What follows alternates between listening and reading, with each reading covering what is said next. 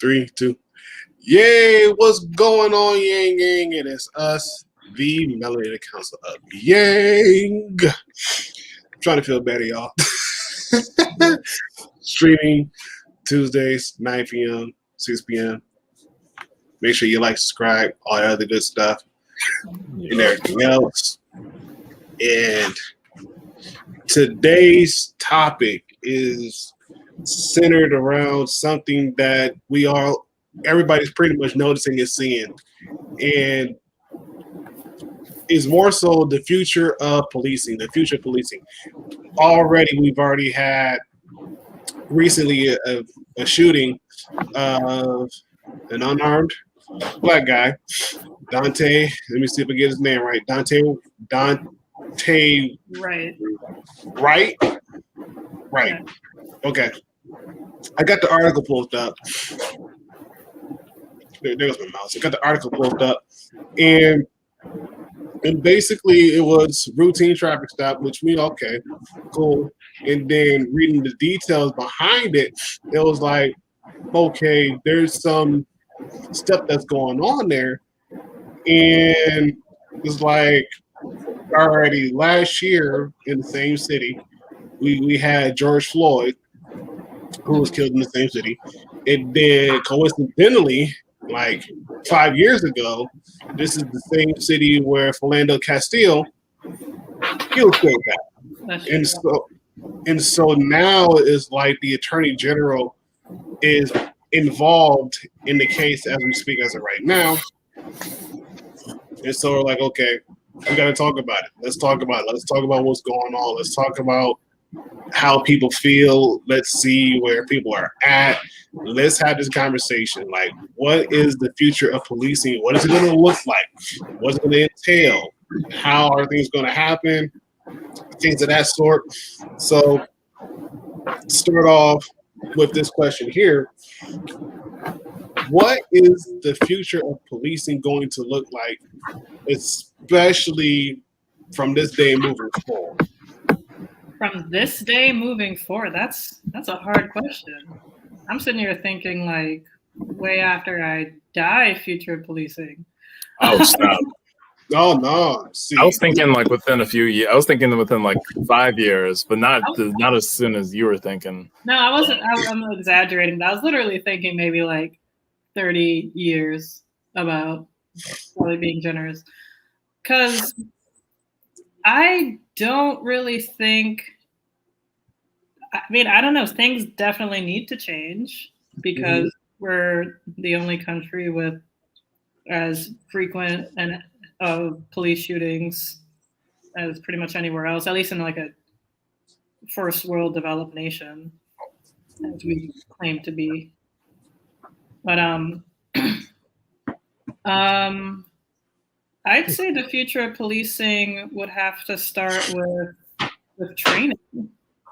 Like, because if you can become, like an armed officer in a couple of months, and you're only, from like what I've heard, like it's only like 8 weeks of like tactical shooting training, which is just, clearly 2 months. So in a couple of months, you're an officer, then 2 months, you're learning how to handle a weapon and to shoot. However, it's in a controlled environment.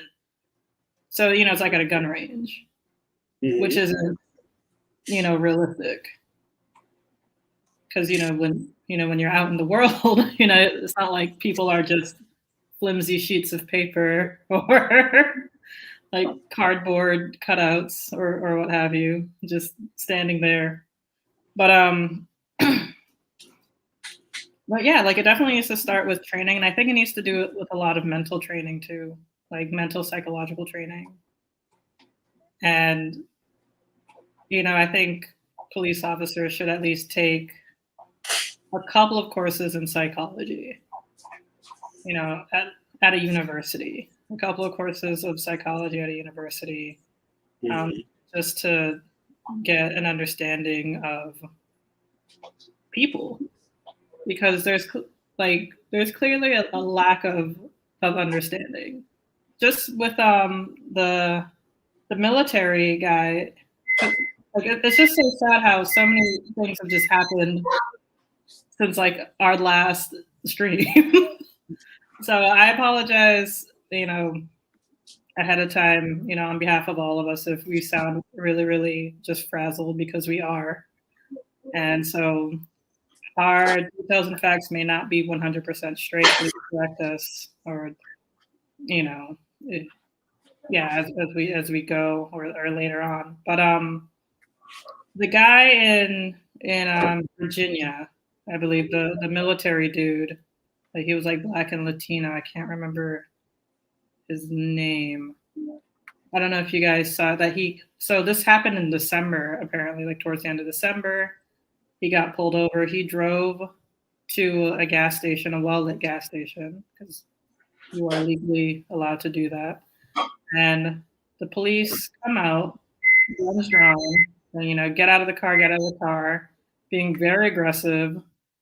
He keeps asking, what did he do? What did he do? They're not really answering, or at least from the video that I saw, I couldn't really hear it. Maybe they said it, but I didn't hear it, and I'm assuming the lieutenant didn't hear it either. So he has his hands out the window, the lieutenant.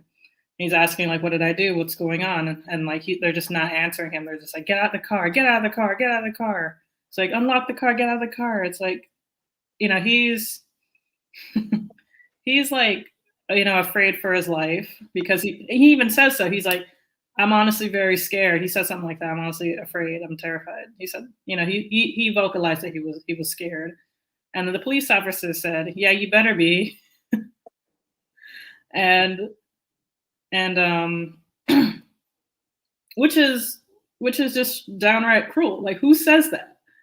Like, who says that if you're, you have your gun drawn and you're saying, like, yeah, you better be afraid to get out of the car. It's like, why the hell would I get out of the car if you're telling me I'm going to be afraid to get out of the car?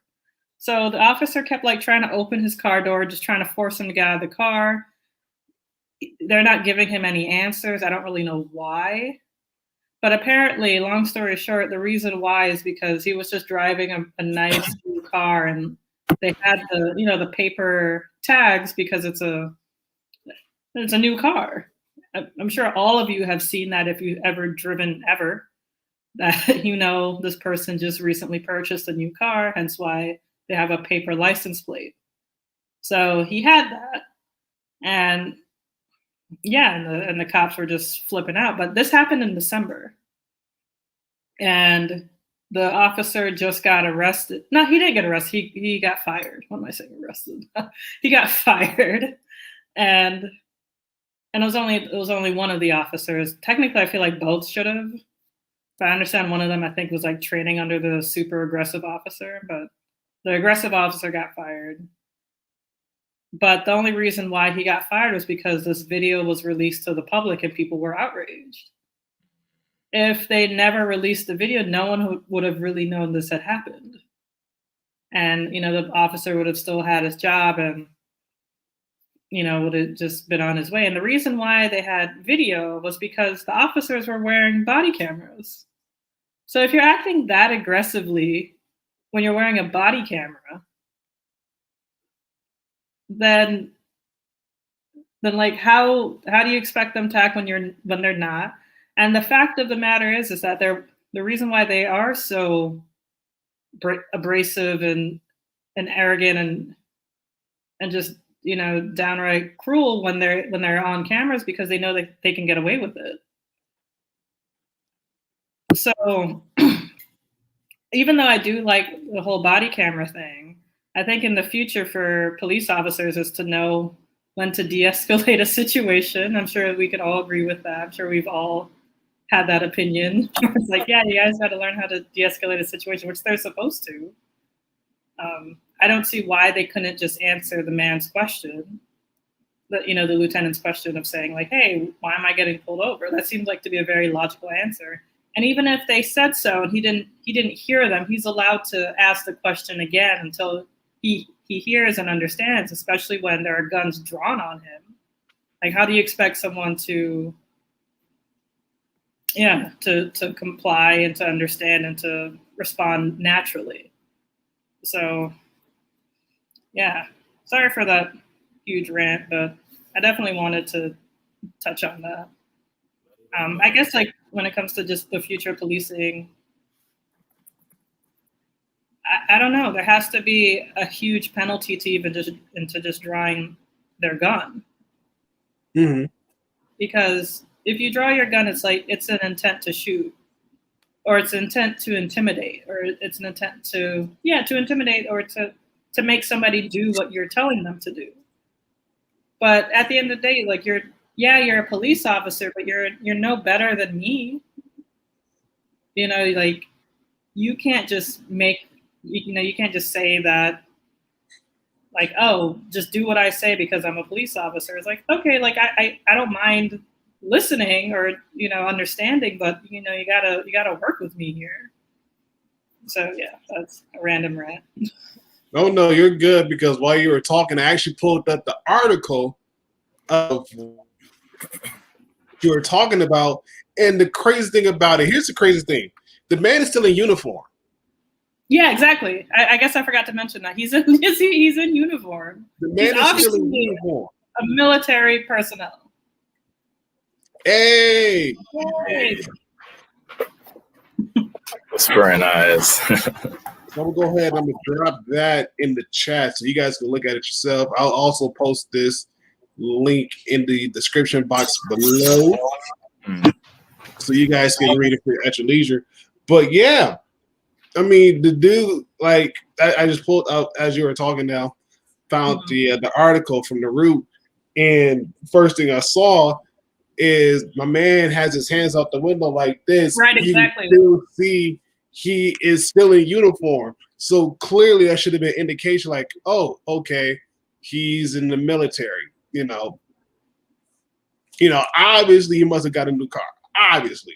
And for them to be barking out orders like they were doing is like, it's uncalled for. It's totally uncalled for. But at the same time, I guess that's what happens when you get guys who, lack of better words, want to abuse their power. This is what happens. For sure. This is what happens. And it's funny too, because even before getting on here, let's see. Ooh. Oh, we're grounding Dante Wright. Yeah. Guns don't have a safety? Glock. The Glock handgun. Yeah, there's no safety. Wow. That should be, I feel like, the opposite. The taser should have no safety. Also, a taser, from what I've read, like weighs less than a handgun. Oh, heck yeah. And also, you should know, if you're like a trained officer, you should know the difference between a handgun and a taser. You should know where that is. Yeah, I saw an article that was explaining how you're supposed to have and I never thought of this because I never, went to criminology or like really studied the depths of it. But on your dominant side of your body, you're supposed to have the handgun. On your non-dominant side, the weak side, you're supposed to have a taser. And I guess because you don't draw as often and you don't practice as often on it, that there's a chance that you just didn't. In the muscle memory didn't come out and you just went for the wrong thing. But like you said, you would feel the weight difference and you would kind of know that this is not my non-dominant hand. That's but true. She yelled it out multiple times that she was going to draw the taser. So it's not like, and it wasn't, I don't know, it's very strange because I didn't listen to it, but based off of the articles, they were saying that the footage, you could hear her yelling, taser, taser, I'm going to tase you. So it's like, it should have been very clearly in her head too, but the thing is that what if she was saying that as, I don't know if plausible deniability is the correct term. Probably just too smart. But it's like, what if she's just saying that? I don't know if was this on her camera, on her body camera? Her body cam. Right. So I don't know if she was just saying that just to get away with it. Yeah, I get what you're saying. I see what you're saying. Right. I know that sounds very like evil, like maniacal, but like that could be the case. Yeah. And and again, and I get exactly what you're saying too, L. It's like, what good is it for you to say, I'm grabbing my taser, but if you're already reaching for your handgun, it defeats the purpose. It totally defeats the purpose, you know. And even then, just to kind of give reference to what Elle is saying, is like, yeah, I have a BB gun. You know, I have like a couple of them. One of them is a gas power. You know, I know how that one weighs. You know, it's not super light, but it's not super heavy. In comparison to my handgun, however, I know that one feels a lot heavier, especially when it's loaded and whatnot. It's a lot heavier than my BB gun, you know. And so you're gonna know that, like me, I know the difference between one or the other. I know the difference. I know the difference between both of them. You know, if somebody would have blindfolded me and say, place them both in my hands, like which one is which, you know, I know both of them well enough to know, like, okay, my right hand, depending upon the weight, it's either going to be my pistol, or if it's in my left hand, that's going to be my pistol. The opposite hand, that's going to be my BB gun. I just know how they are, you know, and it's like, even then, you know, boom, you got this. Right. You know, No, and I think that's pretty much what you were saying, Ron. yes. Because like when you're practicing, you know, you got to know it just down pat, because it's practicing. I understand that you're probably not going to be perfect every single time, like especially like after, which is very sad. However, you know, that just kind of goes to show that like these are cops, like you hope that they're trained enough, you know, like, you know, it's just like when you're walking in the neighborhood and you see like somebody walking their dog and you want to pet their dog and they're like, oh, it doesn't bite, and then it tries to bite you. It's like, well, maybe that dog isn't trained well enough. So like we just kind of hope that these police officers are trained. Like I don't know, like it's just like I'm just having, you know, like I've already kind of just pretty much lost faith in police officers in general, but it's just, and I understand that, like, yeah, the news and the media perpetuates this perception and blah, blah, blah, but there's no going around the fact that they don't seem to get enough training. Like, I don't know if there's certain parts of the country where it has more training than others. I think I heard about somewhere in the country where there's just very little police violence or police shootings because like they did something with the training. Don't quote me on that. I've been trying to find that article for so long. I feel like I just like probably scrolled past it on Facebook like years ago or something. Right. I think there's somewhere, I feel like it's in New Jersey or something. Like there's some place in the United States where they're doing it right. Right. But it just doesn't seem like they have enough training, and I don't understand why like we just keep, why there's just, you know, this immediate giving the police the benefit of the doubt when they are trained, like when they're supposed to be officials, they're supposed to be trained, they're supposed to know what they're doing. We're supposed to give them that trust. Like when you go on a plane, you trust the pilot. You know, like you expect to take off and then to land smoothly.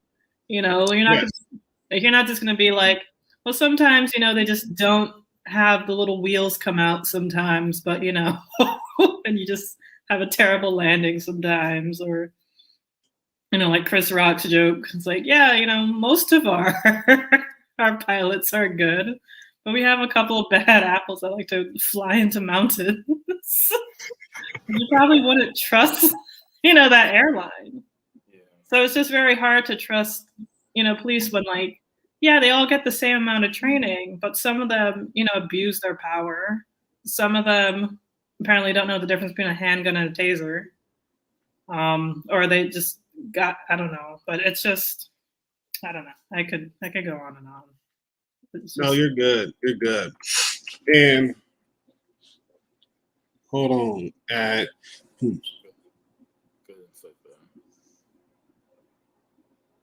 I've seen that too from some other Yes. commenters that's actually not supposed to be proper form. Like when you're in a vehicle, apparently, like you're advised heavily against shooting.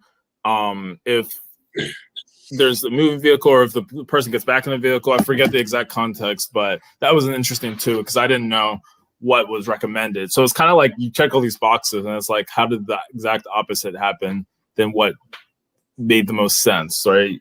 You're supposed to get further back. You're supposed to have the taser if you're going to fire anything. And then it just didn't, and none of it came through. None of the correct things came through. Oh, yeah. And what I was going to say, too, was when I was taking my class for criminal justice, getting my degree in there, my teacher was a retired police detective, been in the force for years. And I know you guys probably heard me say this again, but heard me say this, but I'll say this again. But there's a law of force that police officers are supposed to go through as far as assessing the situation, meaning that you start at the most non-lethal, depending on the confrontation, start at the most non-lethal, then work your way up, where firearm usage should be the dead last, meaning that the person that's a suspect, not only are they going to be doing harm to themselves, not only will they be doing harm to the officers themselves, but also will they be doing harm to anybody around their vicinity, and there's a chain that leads up to that. And so we're seeing that law of force not being applied in many of these situations, right, where it's going straight to firearm, and not even really assessing the situation as far as saying, okay, does this person have a weapon on? But then again, we've seen before that, yes, the use of the use of force continuum, yes, and again, we've seen this time and time again where that law is pretty much thrown out the window. And even then, it gives people who, especially those that are concealed carry holders, is like, what do you do then? Because knowing that, hey, I'm registered, I have a registered weapon, it's in my vehicle, it may be in the trunk, or maybe it's where it's not within obvious reach. I don't have access to it, but I have that's going on. Who knows what could happen, and it just sucks. Like, and again, as Elle says, it just sucks that we live in a society where the lack of trust in our police department and our police force is slowly dwindling down. And it's like, it makes me hard to back the blue when they keep doing stupid stuff repeatedly, and yet rather than charge them accordingly, it's like they get a slap on the wrist, or, oh, I'm putting my resignation, even though I knew what I did was wrong. I'm just going to try to get away as calm as I can. It's like, no, you took away innocent life. Right, and then they get a job somewhere else. Yeah. That's what blows my mind. I was trying to compare it today to, it's like, okay, yeah, I'm an email developer, so I'm not going to be like in any way accidentally killing somebody at my job. So, like, I was trying to think, okay, so what is like a really bad thing that I could possibly do that could just,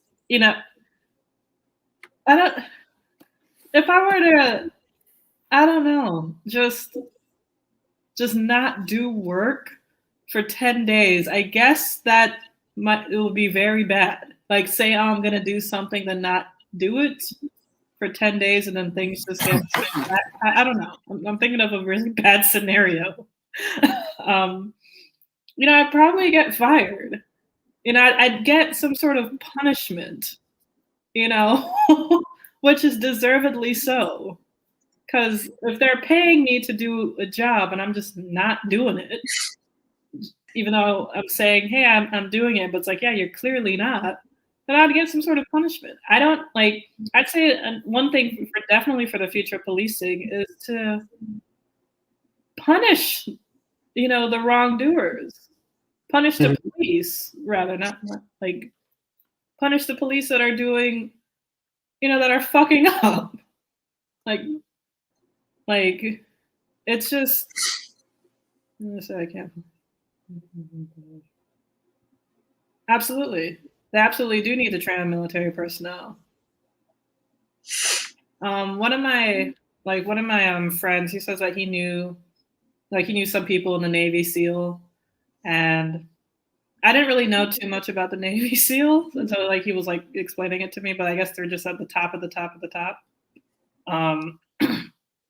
And you know, these people are like when they're training for like combat, they're pretty much like training like in real kind of situations. So they know to like when they hear bullets and craziness going around, they know how to focus and, you know, like laser in on what needs to be going on, what they need to be focusing on. So I absolutely agree with Whispering Eyes. Like,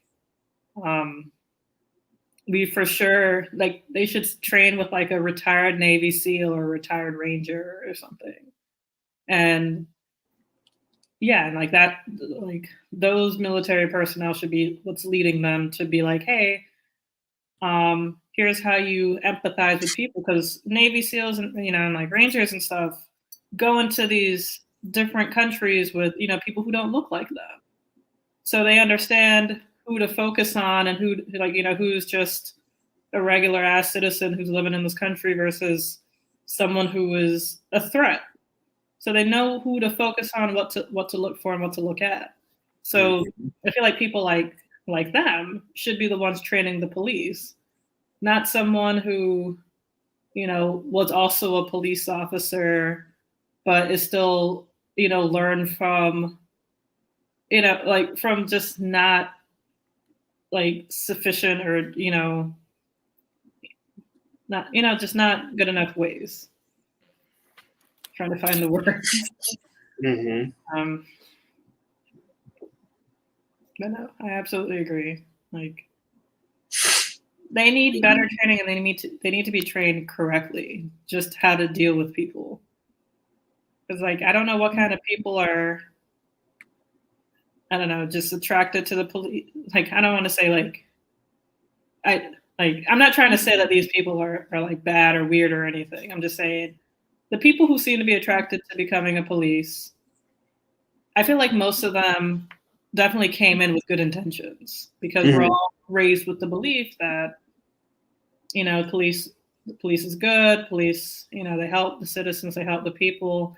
And I guess like they join the job and, you know, they start to see the realities of the situation. And they realize it's not as rosy as it may seem. You know, they're probably not, you know, no one really likes them, because usually if you're interacting with a cop, it's not for a good reason. Facts. You know, it's not just like, hey, I'm getting a beer with a random cop today. It's, you know, grab a beer with a cop day. So that'd be a cool day, honestly. I would love to grab a beer with a cop. Right? That's kind of weird. Is a grab a beer with a cop day. Hey, that will probably be a good thing. Probably be a good thing, and especially if they're within the community in itself. You know, that'd be also be good, because now it's like with what's going on in Minneapolis, I know the people there, they're rocked as it is already. Meesh. Hey. Our Twitter fans are showing up. Our Twitch fans, I'm sorry. Our Twitch fans are showing up. Twitch is the showing up today. Yeah. That's awesome. Twitch, we love you. Twitch, we love you guys. Yes. Oh, we love you guys. And so, yeah. I'm doing my part.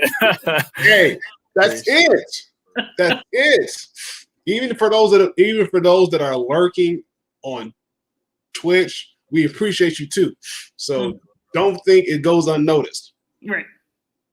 These hearts are all for you. Yes. Lurkers are loved.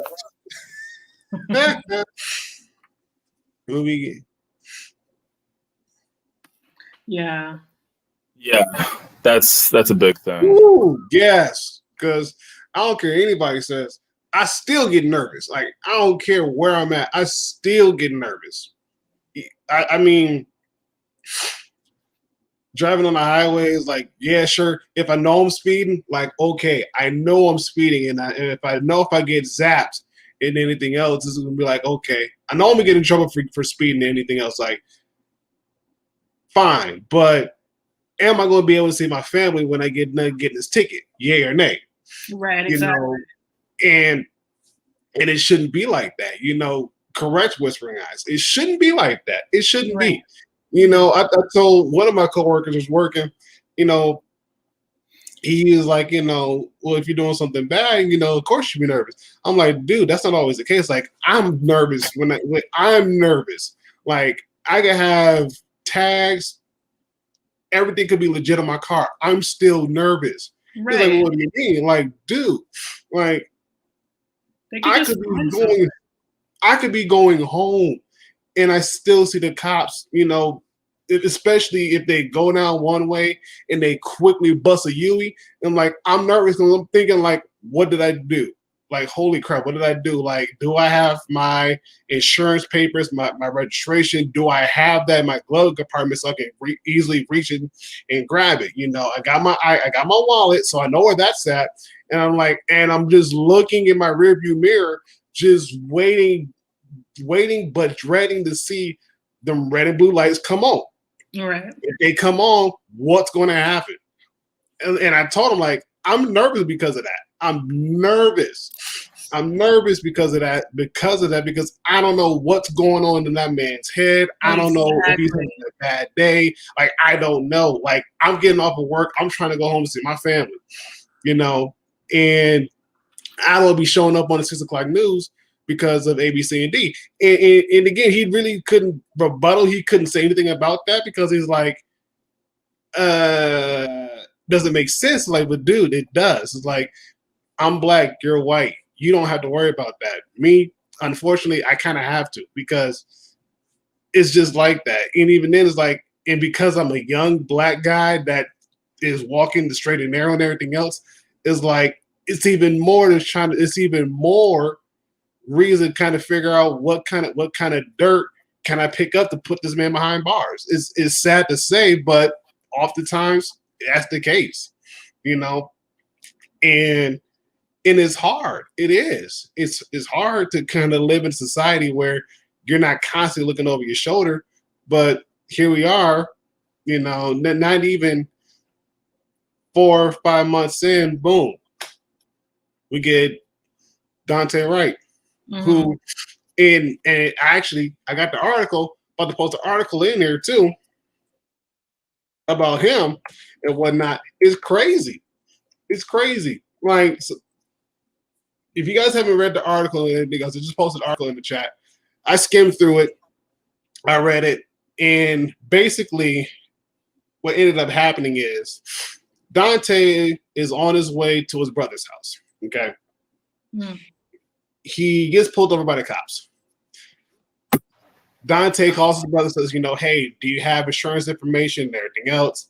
Blah, blah, blah. Of course, the tags on the plate, they're expired. Okay, we get it. Some states you have like a 30-day grace period from the time your tag is expired until 30 days after to go in and get your tags. You know, most police officers, they'll ding you for it. Some of them, they won't. You know, if you let them know what the situation is, everything else, a lot of times they're cool about it. They won't be a big jerk about it. Like, okay, we get it. You're on your way to go to the DMV to get your new tags. Okay, cool, fine, whatever, blah, blah, blah. You know, it's happened to me before. And so he gets his expired tags and everything else. Here's the crazy thing about it. During the time he's calling his brother, police is telling them, like, you know, hey, step out the car. He's like, what did I do? Police officer says, there's a warrant for your arrest. He's like, okay, what did I do? Get off the phone, step outside the vehicle, we'll let you know. And he's like, nah, I don't feel comfortable doing that. I think even in the article, it mentioned that his girlfriend was in the car at the same time, you know. So hangs up the phone with his brother. He calls his mom, talks to his mom for a little bit. Same thing is going back and forth. So eventually, Dante gets out of the car. Eventually, he gets out the car, and there's some scuffling going on. Somehow, between the scuffling that's going on, the phone is off. The phone goes, like, it hangs up. Okay, so the mom calls back again, only to find Dante laying in the driver's seat, unresponsive. Yeah. And so, again, it's like, what happened? Like, seriously. We see that, of course, he has his hands behind his back. According to the article, especially the one that I posted, he has his hands behind his back like he's getting arrested. But if there's a warrant for his arrest, it's like, where's the warrant papers? Or even if there is warrant papers, or even if it's the system, like, what is his warrant? What is he for? What is it for? You know? And even if it's for like a bench warrant, it's like, you know, did you miss a court case or blah blah blah, you know, twin situation? Like, I don't know. It's like, no, he just says there's a warrant out for your arrest. Doesn't give any kind of details. What about it? And so again, Dante breaks free, doesn't get arrested. He makes the attempt to get back in the car with the attempt to drive away. That's when the shots rang out. Case closed. So it's like, how are we supposed to feel about that? You know? I heard that the warrant was out for his arrest was because I think like he missed a court hearing or something, and the Zoom link went to the wrong address. Mm-hmm. Like, I guess like the letter for the Zoom link or whatever information went to the wrong address and it got returned. I mean, I saw this on Instagram, but our lawyer friend shared it, so I guess like what he posted was pretty legit. But it's just crazy. So the guy didn't even know he had a warrant out for his arrest, because how would you know if you never got the letter in the mail that there's a warrant out, or there's a warrant out for you? Yeah. Yeah. Oh, and get this. I caught this too earlier today. Get this. So supposedly, the Officer Potter, she's a trainer. She's an actual police trainer. You know, in various articles that I've read, okay, that's probably what she's a 26-year vet. She's a 26-year vet on the police force. So it's like she's already training somebody what to do on the job. You know, and it's like, exactly. Like, if you've been on the police force for 26 years, you should know what to do and what not to do. And clearly, out of your whole 26 years that you've been on the force, you do this, and it's like. Was she a military veteran, or was she a police? She was a police veteran. I was trying to pull up to see if she did serve in the military. But the article that I actually, let me go get this one. Y'all know me. I'm gonna get some articles. I'm gonna find some articles. This is from Stars and Stripes. And basically, this is like the military's newspaper or online newspaper.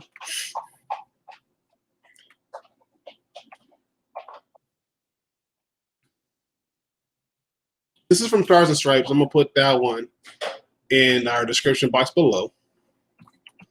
Link to.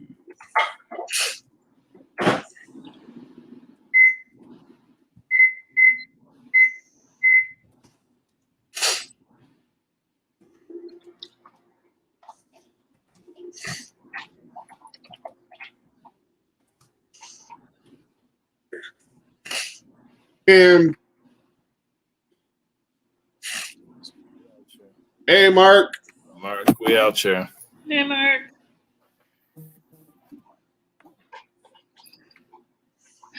Training, we get you. Yeah, like the fact that she was 26 years of anything involving guns is. Yeah, a lot had to happen, like to actually get to the point, reaching, drawing, pointing at this chest. Got a clear shot that was fatal. It's like it's a lot to slip up. Oh yeah. I mean, I read an article that said that this was like less than once a year that this kind of thing happens. Because I think across. I forgot. Oh, I didn't even notice the. Yeah, I know. Oh man! You have the levels of trading as well. Yeah. You start at Doge at the bottom, and then you go up to Bitcoin. Kidding. We get you, Whispering Eyes. Look. Yeah. We get you. Yeah. I think it was something like since 2001, or I forgot how often it was tracked, but it was like maybe 9 times that someone has fired their gun instead of a taser for the last 10 years or something. So it's just very clearly like this is not something that happens often. And it's not something that really should ever happen. And like so I think there were some criminology experts and professors and academics who were skeptical that this could have happened in this way. I mean, it's her word, right? But like, it's just bizarre. Like I didn't even know if it was common or not, but reading it, I was like, wow, this is really not something that ever really happens. So what, somebody mistaken their taser for a gun, or yeah, exactly. That an officer firing, at least. I mean, like to the point where it's like they shoot the wrong weapon. That's like less than once a year. That an incident like that has been recorded. No, I agree with Whispering Eyes. We do need to get those stats to zero. It's true. Because the thing is, it's not like we don't know that it's possible. I remember I was watching like this one like comedian that I follow on Instagram, and she was talking. This was I don't know what shooting it was. I don't know. It was probably George. I can't remember what it was exactly. But like she was saying how like things clearly need to change with policing. Like that's obvious. However, people like to make it seem like things just cannot change. It's like just because things aren't changing doesn't mean it's incapable of changing. And she was saying how, this country, like the people of this country, like, we created Star Wars. We imagined, like Game of Thrones. We can imagine and create a new way of policing. Like we can at least do that. So like to make it seem like it's just impossible and this is just how it's got to be, and we just have to be at the mercy and will of these police officers because why? I don't know. I'm still trying to figure that out, because we just have to believe that they know better, or I don't know. Like sometimes when I see these videos, it kind of reminds me of like an abusive parent almost to like their kid, where they're just saying like, do this. It's like, well, why? And they don't answer, or they just don't know why. They're just trying to keep intimidating you, just because they know that they can get away with it, and they're the powerful one in the household. I just feel like that's how I view it. It's like they just, even though they themselves, I feel like are infantilized with like their own emotions and understanding and empathy, instead of just empathizing with the lieutenant who had his fatigues on, just say, when he was asking, hey, what did I get pulled over for, they could have just answered, hey, you're getting pulled over for this. But the fact that they had their guns drawn and were just saying, get out of the car, get out of the car, get out of the car, they just felt like they were just better than him for some reason. They felt that they were just more than him. They were just more important. Like, I don't know. I don't know what's going on in their heads. And I'm so tired of trying to figure it out, trying to deduce that, because it doesn't really make any sense. Like, you hear it all the time. We're supposed to be their boss because we pay for them. But it sure as hell doesn't feel that way. I'm not trying to say I'm going to be like an asshole customer at Best Buy to them, but I should sort of be allowed to in a way and be like, oh, why are you pulling me over? No, I did not do that. Just be like, not, of course I'm exaggerating, but I should be able to get kind of upset with them, show emotion of some kind, show an attitude, maybe not the entire time, but, I should be able to just be a human, because we always have to think, well, maybe the cop is having a bad day. It's like, well, shit, what if I'm having a bad day? When I get pulled over, you think I'm going to just have to be in a good mood? Apparently, I just have to say that. What did you say, Toby? So I was just saying that respect seems to have to go one way. Exactly. It's like, I'm just as human. I got shit going on in my life too. It's like, yeah, your job is hard, but you signed up for this. You didn't just wake up one day and was a cop. You weren't just born into cophood. But I was born into being Black. I was born into being, like, female. So there's nothing that I could do about that. But you should at least respect the fact that I'm human and and I could be going through things, because shit, everybody's going through things. But the fact that I just have to be cool, calm, collected, smile on my face like I'm an employee at Best Buy or something, then yeah, I mean, possibly the future of police could be robot cops. What I'm afraid of, though, is how the robot cops are programmed, because if they're AI and they're just gathering information from what is if they're programmed in such a way that they're just gathering information for what they already know, then these robots will be biased, and they'll most likely be biased against Black people. So it depends on how the robots are coded, are developed, how they're created. Yeah, that was a very interesting point. So, I mean, if we could think back to like the old school RoboCop movies and whatnot, I mean, it did kind of play a part into it. I mean, primarily because I think that RoboCop was made in Detroit, I believe. If somebody can correct me, please do. But I always want to say like the setting of RoboCop was in Detroit, so I'm like, yeah, that'd kind of be really weird, knowing that the population of Detroit is predominantly Black, and it's like, how is that going to work out? Lead to Alzheimer's future. Lead to the future. Yeah, I mean, look at Terminator. First, he was sent to go protect. No, first he was sent to go and kill John Connor, or the parents of John Connor. Then he was sent back. He was sent to go and protect John Connor. Now it's like, dude, bro, what are you doing? Like, are you here to kill me or to protect me? Or are you here to do a combination of the two? Or what's up? Because obviously, one way or another, I'm end up either being saved or I'm going to die. So please make this choice very interesting and whatnot. I still got to see the new one, the new Terminator movie. Then I've probably seen all of them that came out. Anyways, moving back on track.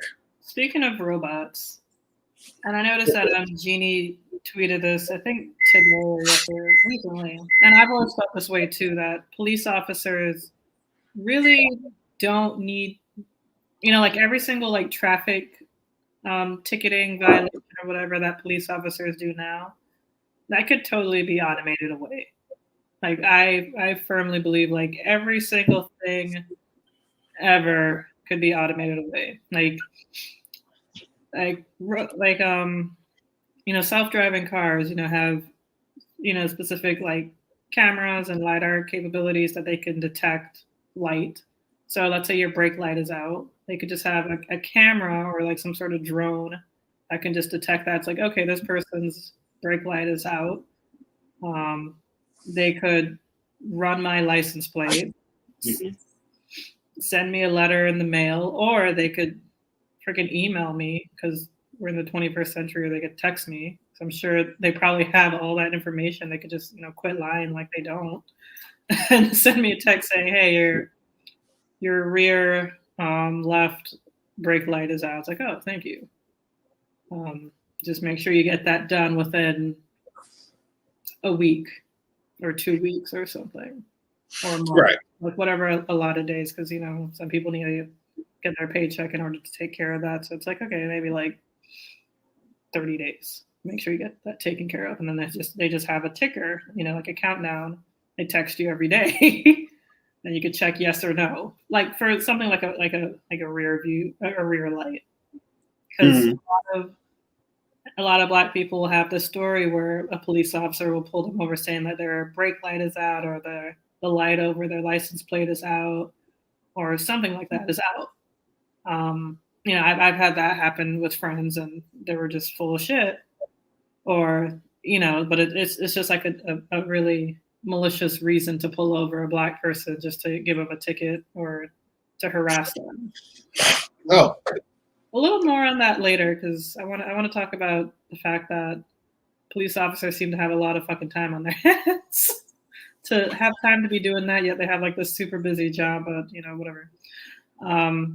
So like that could be done with a drone running my license plate, or how futuristic you want to get for the drone to just fly up next to me if I'm at a stop sign or a stoplight, or if they could just make some sort of noise. Just pull me, instead of pull me over, it's just a drone, and it just speaks something. Or I don't know, they could have a QR code, or I could scan some sort of QR code on my phone to just give me a digital ticket, or just let me know of something. So that's weird. Huh? That's it. That's weird. Oh, that's weird. I mean, don't get me wrong. I get what you're saying, but that's weird. I mean, it's better than a person, I think. What happens if I guess they'll have my license plate, though. I'm just speaking. I'm just trying to, of course, maybe not.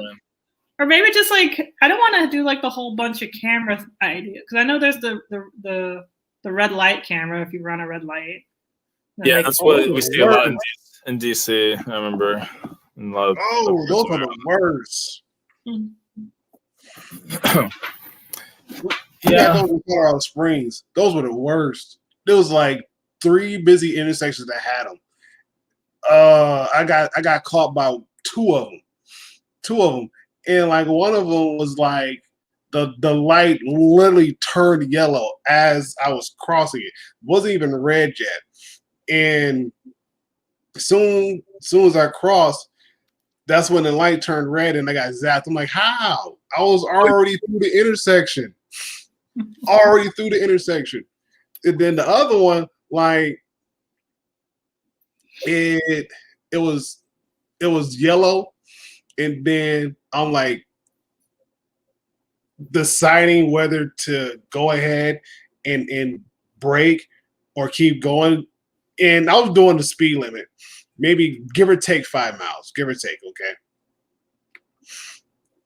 Hey, Mariah, greetings to you. Hey.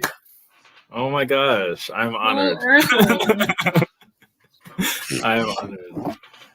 Yeah, and I'm actually just reading, because I'm seeing some things on Instagram related to all this. Though it is definitely much more radical than what we're talking about, but we'll get there. Because I was even thinking, like, a lot of what we're saying, a lot of technical fixes that we're trying to do, like, can we have cameras, drones? And I mean, obviously, I love talking about, like, solutions that you can kind of do immediately and think about. But I know there's a lot of people who want to talk about like big vision too.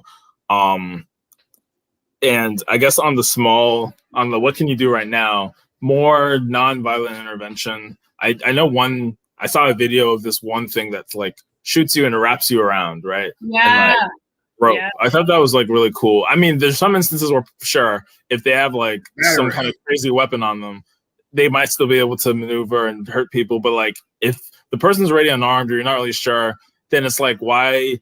Like if you're so scared of someone, like there was the instance of maybe Terrence Crutcher, the guy, so whoever it was who was walking with his hands up to his car, the woman police officer was like following him.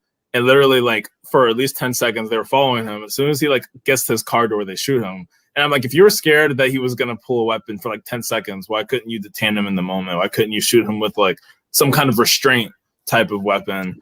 It's just, I think it's just crazy, like how things, there should just be like much more of a nonviolent or a non-lethal intervention. Obviously she had the taser that she didn't end up using, but like equipping people with those type of restraining weapons would be an interesting thing to do.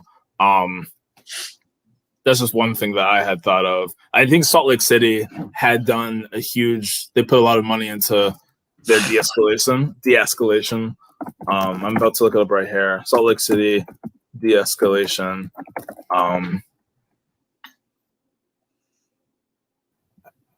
It was a few years. It was a few years ago. Get it, Toby. Back up what you saying, homie. Put some credit on your name.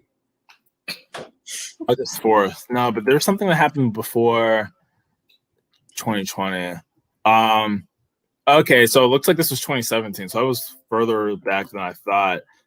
It's a HuffPost article, so you know, whatever. Take it with a grain of salt, maybe. But I think I don't know. I mean, it seems pretty good what they're talking about. Since 2015, I guess, the police department. Oh yeah, it looks like they haven't. Sorry. So I think since 2015, they haven't killed anyone. No, I did hear there was a bit of violence last summer and some stuff that was happening with brutality, but like Salt Lake City, they heavily invested in de-escalation, and here we are. It's not just about the weapons, it's also about the tactics, right? Yeah, for sure. It's like, how do you approach these situations? Are you trying to come in as a peacekeeper, as a peacemaker? Especially in a situation where it's not like, I mean, the guy had a warrant outstanding for a nonviolent crime, and that's not why he was even stopped. I think it was an exposed registration. So it's like, you're not coming in thinking, oh, this is some, active shooter. Like, no, this is someone you stopped. It's like, talk to them, empathize, be a human. Right, exactly. Yeah, please. Like last week, I was just pulled over. It was actually the first time I was pulled over en masse, kind of for a reason that was actually my fault. Because if I was pulled over a different time, like last year in October, but that was because my headlights were out and there was some issue with like a crack in my car. But the last week I was speeding, whatever. Crack in your car. It was, I think there was like a thing in my bumper. Crack on your car. Crack on my car. Oh, wait a second. I just realized what this sounds like. First of all, FBI, federal authorities. Oh my Lord. My car had damage on it.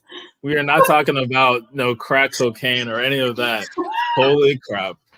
I would not be here right now. I would be in the cell. I would be on trial. I would be, if there was crack, I would not be here. Lord have mercy.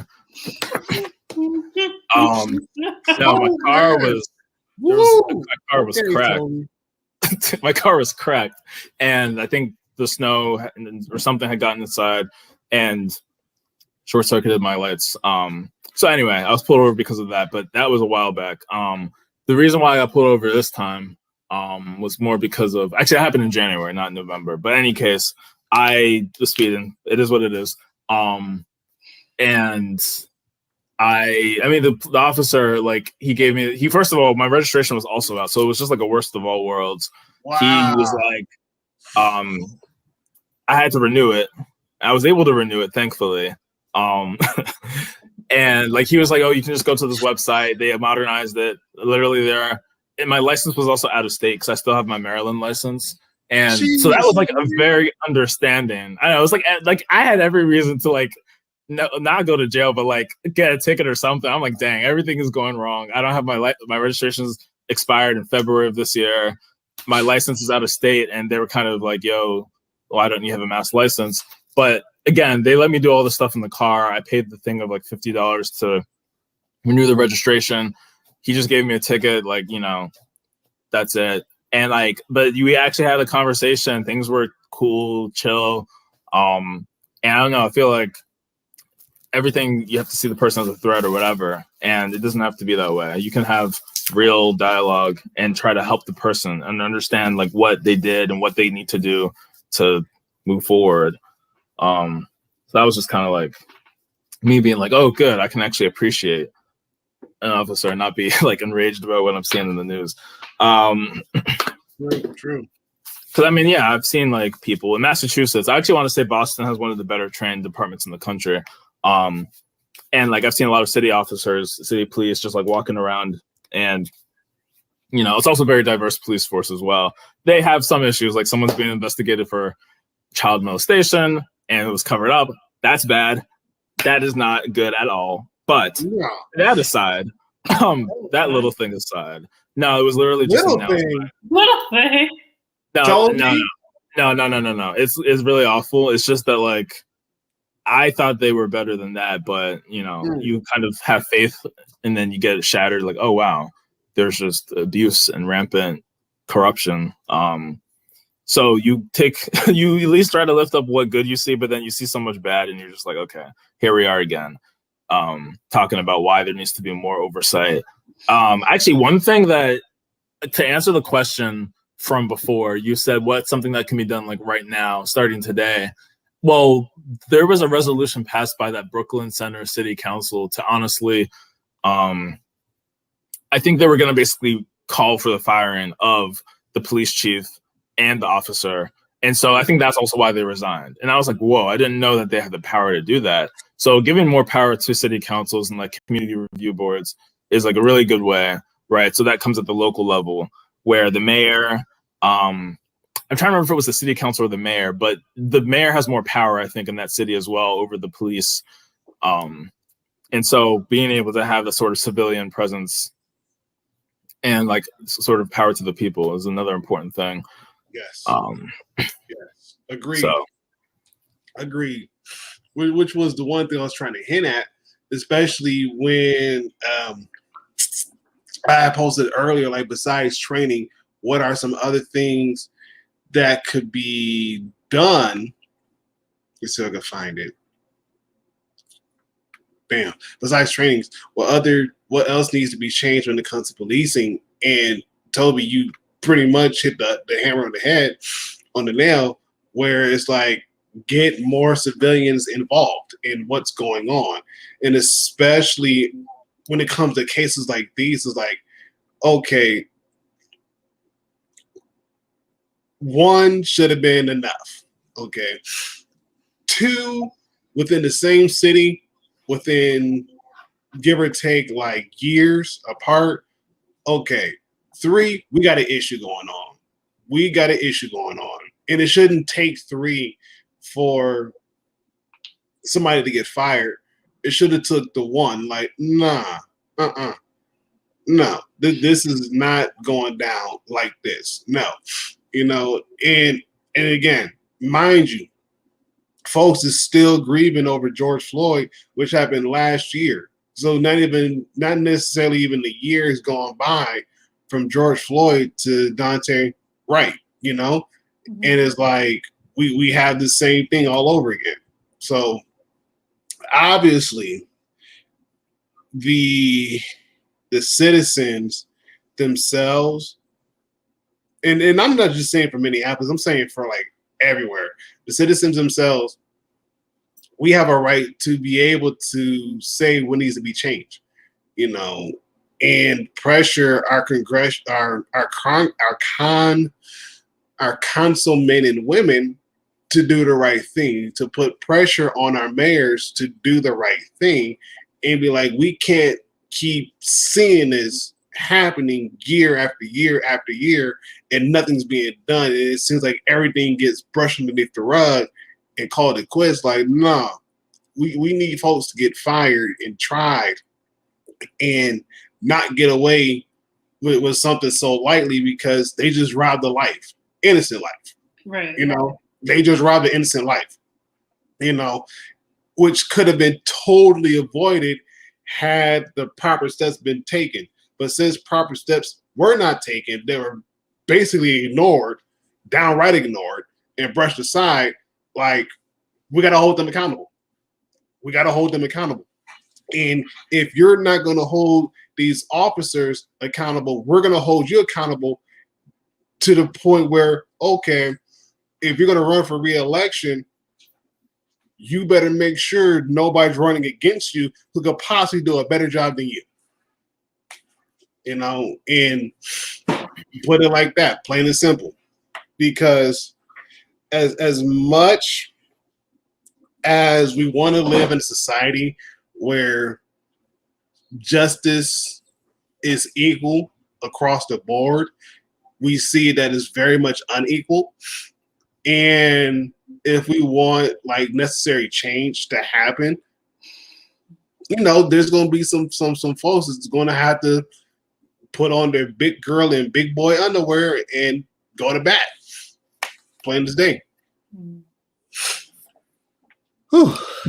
I did want to like what you were saying, Ron, about, you know, it has to be, you know, across the board throughout the United States.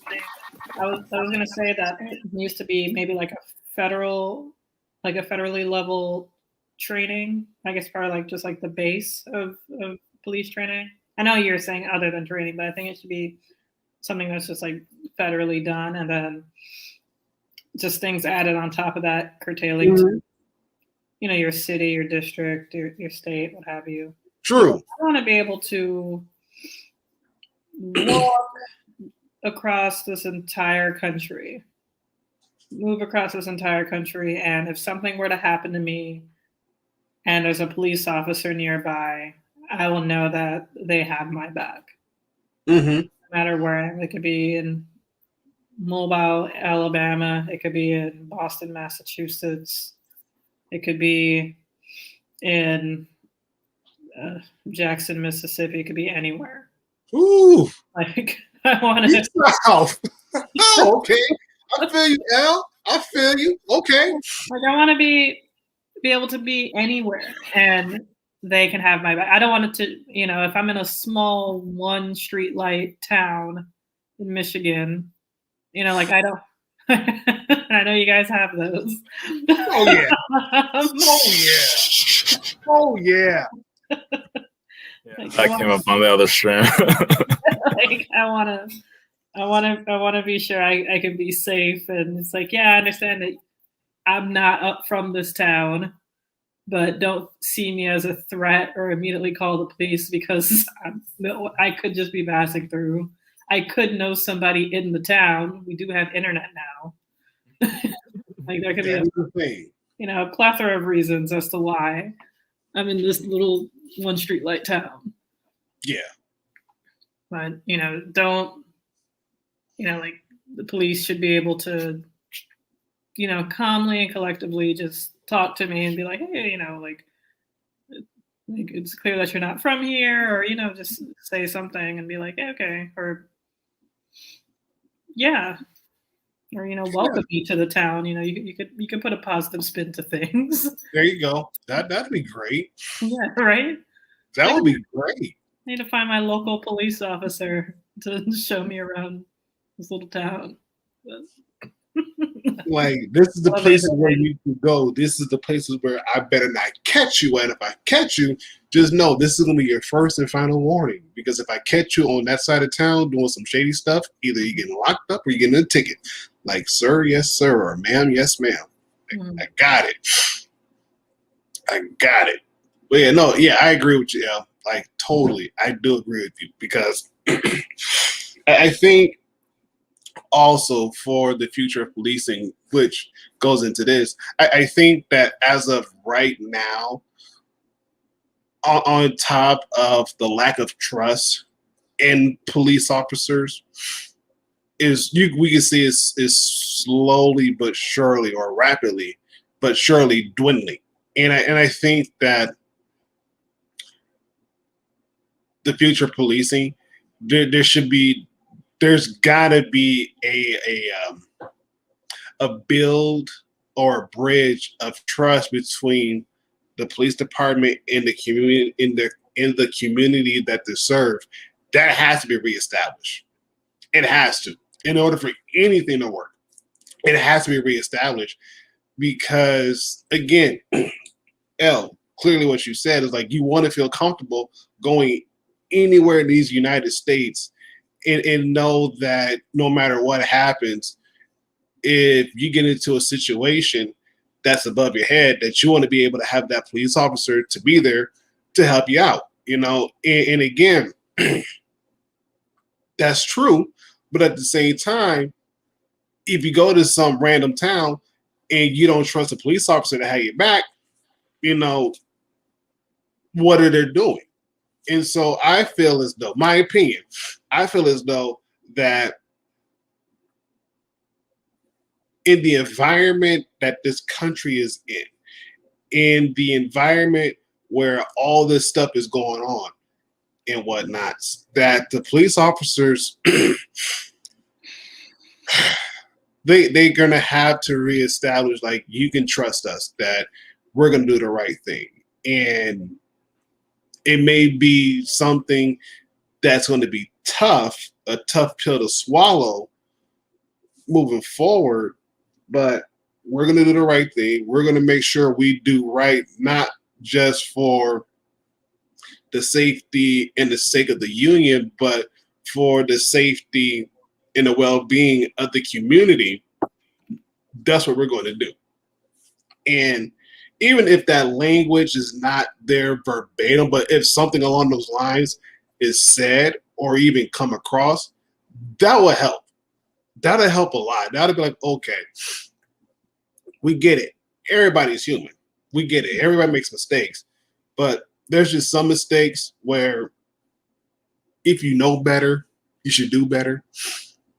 And when you get to the point where you don't do better, it's like, what are you here for? Why are you here serving our community? Why are you here claiming that you're protecting us when clearly it shows that you're not,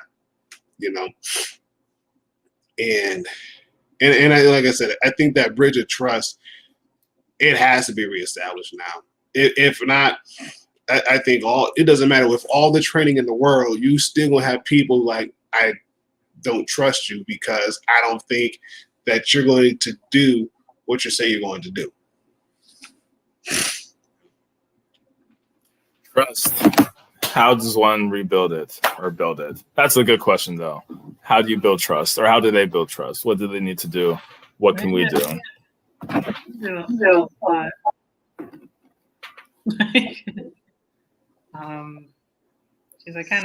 remember I did want to say something. I can't remember exactly what I wanted to say, but yeah, that is a great question.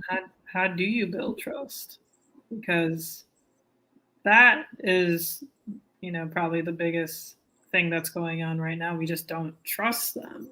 Mm-hmm. Yeah, a lot of it has to do with social media and just articles and media and news in general, especially sensationalized news, I should say, rather. So I can understand that, but also a lot of it is just from personal experience. Mm-hmm. With the internet, with social media, Black people have a platform to actually speak about their confrontations with the police. Like just today, there was something that was trending about like Black people. What was the dumbest reason a cop has pulled you over, or a cop had, pulled you over or did something with you? And some famous people have spoken, some just regular Joes have spoken, but it just goes to show that And like what I was saying before, that it seems like police officers seem to have a lot more time on their hands than they kind of make it out to be sometimes. Yeah, I'm sure they have busy days, but there's other times when like there was one where apparently this woman was making a right turn and her lights got into the officer's eyes, and that's why he pulled her over. A lot of times it's like the police officer would say, "Oh, you look suspicious. You look suspicious." It's like, well, what about this? What about me looks suspicious? And there are times when the police officer is clearly lying, and that like say like, "Oh, your tail light is out, your brake light is out," and then they're like, "Oh, do you mind if I come out and look at it myself?" And they're like, "No, it's fine." And then they just go away and they just drive off. Like I think that happened to my mom once or something like that. It was just like some bullshit. And I'm like, why are you wasting my time? Why are you wasting your time just straight up lying? Like, there was sort of a situation with me where I got pulled over. I've only been pulled over, I think it's like 2 times in my life. I think it's been 2. One, I was definitely speeding, so that was totally my fault. Like, my first day with my car, so that was funny. The second time, I was leaving. I was in Palm Beach County. I was leaving a city called Delray. I was leaving out of my friend lives in Delray, and I was leaving out of her apartment complex, her complex. We're driving out, about to turn onto the highway, and it's I don't know, like maybe 2 in the morning. I think it was like a Saturday, Sunday morning, and I'm driving. Like there's nobody on the road, and usually when there's no one on the road, I'm driving kind of slow because I don't know. Like it's like okay, you just don't feel the need to go fast because you're the only one on the road. At least for me, that's how I'm driving particularly fast.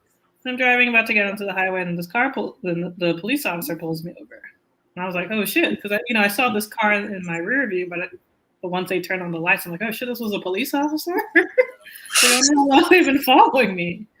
And I was contemplating if I should just turn into the gas station or not, but I was just like, I should have. Well, nothing happened, but it's always safer to just pull into a gas station in general. So I pull over. He's like shining his flashlight, kind of looking in my car. I have tinted windows, and he's like looking in my car. There's like nothing in my car and then I roll down the window. He's over on the passenger side, and I'm just like, "Can I help you, officer?" And then he said, "I have a frame over my license plate, like my alma mater." And he was saying like, "Oh, from your license plate, like the frame over your license plate, I had trouble seeing I guess like my registration." And I gave him this look like, "Why are you lying to me?" Because like I know you can see it because I put it on every year myself. I know you can see it fine. So I gave him this look like, why are you lying to me? Wow. And then he changed up. He said, where you came out of, the neighborhood you came out of, there's been a lot of break-ins there lately. So we thought, and that's true. He was telling the truth because my friend was even telling me that like in her complex, people were breaking in and things like that. So I was just like, oh, okay. And he was like, "Oh, no, you're fine," So I was like, "Okay," and then he just let me go. But I was wondering, it's like, why are you lying to me? Like, why did you lie to me at first? Right. Oh man, that's crazy. Yeah, it was just weird because I'm sure like I probably was just giving when I rolled down the window, I was probably just giving him a look like, what's going on? Like, sir, can I help you? Yeah, I was like, what? It's 2 in the morning. Yeah, I was like, do I have like a brake light out? Like, what does he want right now? Oh yeah. Yeah, I remember sheesh. I probably said this before, but like let's see, like 3 years ago, this is when we had just moved back from Colorado Springs to Michigan and whatnot. And so the car that I had was a Pontiac, it was a Pontiac Grand Am. Mm-hmm. And supposedly there's a light, quote unquote, that illuminates my license plate, which I've never noticed since I have bought the car.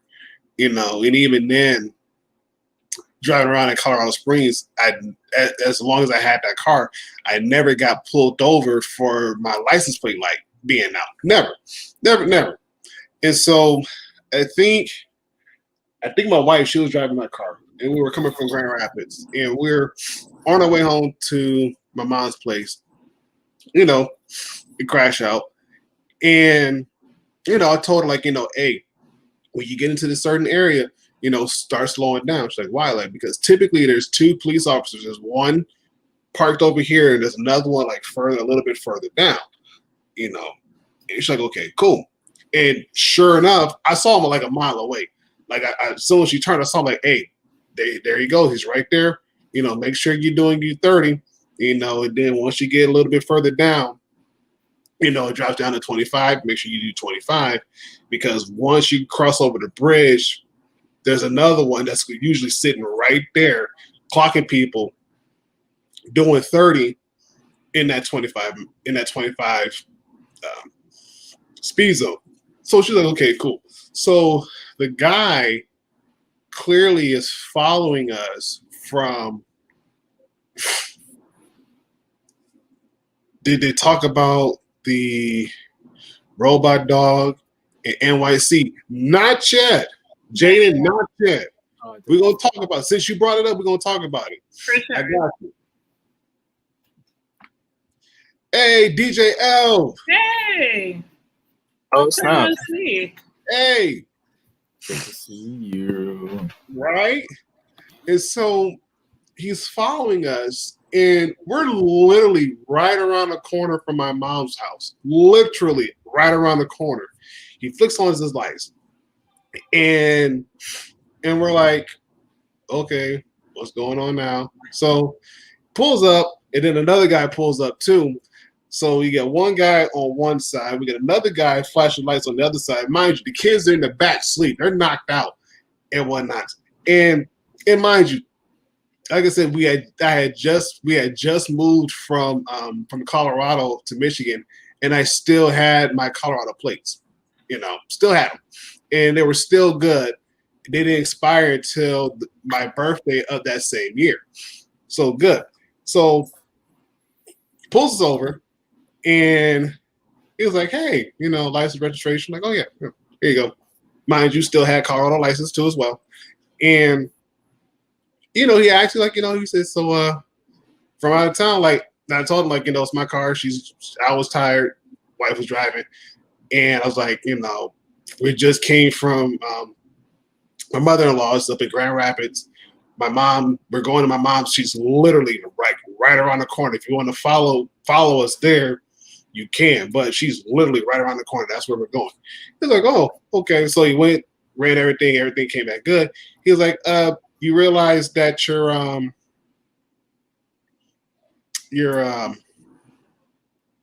license plate light is out. I'm like, it is? Like, I didn't know I had one. It's like, oh yeah, he said most cars have them. I'm like, okay. Like, no big deal. He was like, yeah. He said, also, yeah, I say place to one. He's like, but everything came back good. I'm like, yeah, it just moved. What's the big deal? It's like, yeah. He's like, just pulled you over because I couldn't see your license plate and everything else. I'm like, okay, buddy. And even then, I Googled it and everything else. It was like, for my model and make of my car, it didn't have one on there. And so it's like, bro, yeah, really? Right. I don't think my car has that. So I feel like I would have known by now. The amount of times I've had to change my freaking thing. I don't think my car has one. Right. Like, anything, like if you're driving behind me, you could just like shine your brights for a second. I mean, it'll be a pain in the ass, but you could do that. Right. And again, like I said, when I was living in Colorado Springs, I've never had that issue. Never. And it was like, as many times I've driven around the Colorado Springs Police Department and even the El Paso County Sheriff's Department, I've never been pulled over for having my license plate light out. Never had that issue. Only way I got here to Michigan that I had that issue. I mean, even the car that I have now, yes, that one does have a license plate light on there, so I checked it themselves and everything else. And typically, like me and the missus, we Pfizer game. Every now and then, me and the missus, we check each other's like lights. So when she turns her car on, make sure her lights are good. If one of them are out, let her know, like, brake light is out, get that checked. Or she checks mine, it's like, hey babe, you might want to consider, your brake light is going out or your turn light's going out. Go ahead and get that fixed. So we're normally good about doing that. So we don't have to worry about, getting pulled over for something stupid. Like, dude, somebody got shot and you pulling me over because my brake light is out. Come on, give it the program. Okay, back to Jaden the Man about the robot dog in NYC. Oh boy. Just trying to look it up a bit. Yeah, let's find that one. Yeah, because this is only vaguely familiar. I remember you had those like dynamic. No, was it Boston Dynamics or was it Boston Dynamics? Yeah. Yeah. That had those like really creepy dog things that they made whole black. Yeah, that's what it is. Black Mirror,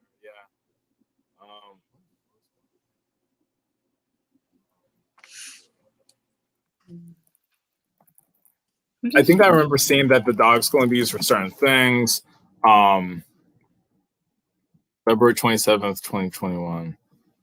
Okay. Like I don't robot I'm trying to figure out what they would be doing. I can understand maybe for like a hostage situation, the dog could be used in some kind of way to like locate a hostage, maybe like in a burning building.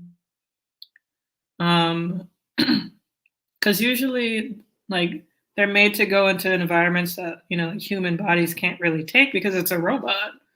So it's not gonna. It could like probably sense the CO2 and like certain levels of toxic airs, but I don't know for it to. Because I'm not really seeing much as to what it's going to do. Well, okay. I'm reading this one article from Gothamist. I'm looking at the Newsweek article. Okay. One moment, please.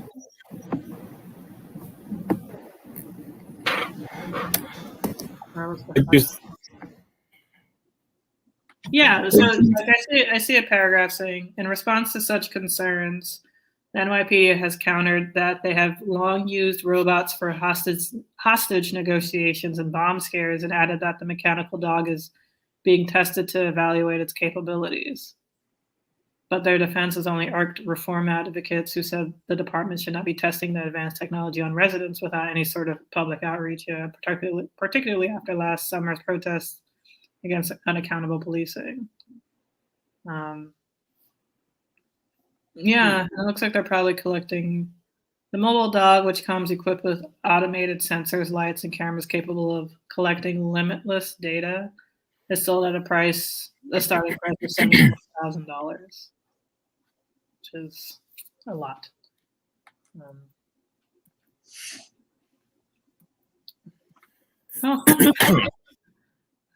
Yeah, this is interesting. Okay. Right. Yeah. See, I'd like to know what the dog. I mean, I just skimmed the article. But they didn't really say much about what the dog is going to be doing. There were just like a bunch of paragraphs about how everyone felt and the privacy concerns about the dog and spotting the dog. I can understand it going into like if there's like a bomb, I could understand that taking having the dog go in there. But yeah, I guess like a hostage situation would be. I don't know. I guess if they know that the people who who like owned who owned like the room, maybe left, and they take the dog in, and then to see where the hostage is exactly.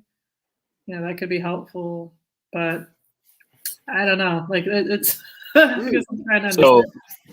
I saw an article that said the NYPD Technical Assistance Response Unit inspector said that the dog is going to save lives, it's going to protect people, it's going to protect officers, and that's our goal. The important part, we can send it into complete darkness and get an idea of what's going on inside. In January, an arm is coming out, so it will be able to open doors and move objects.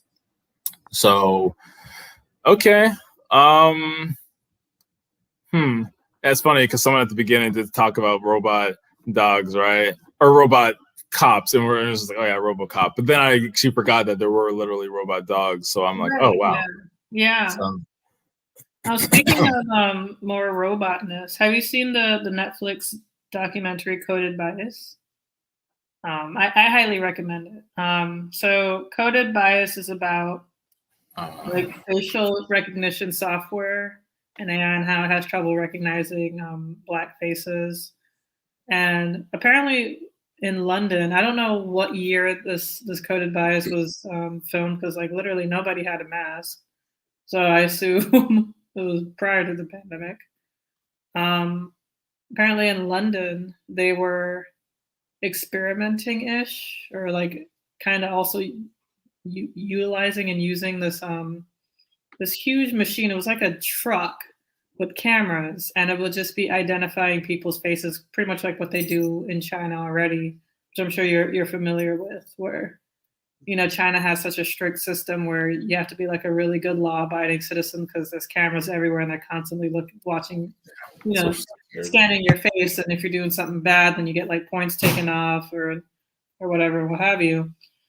So in London, they're pretty much doing that in a way. Like they're scanning people's faces, and then once the police, let's say it matches with somebody who's like in like their database for a crime or something, then they try to go after that person. But it's wrong a lot.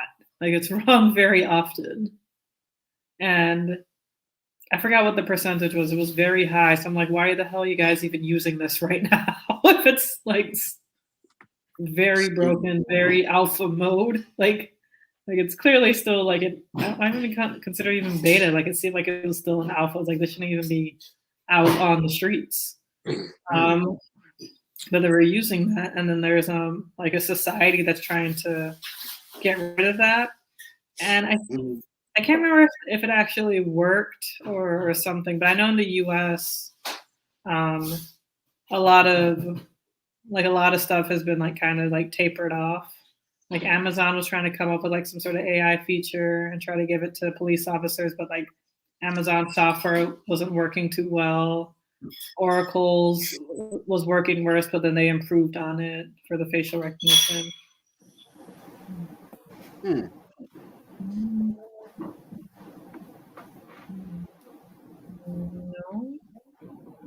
No. Okay.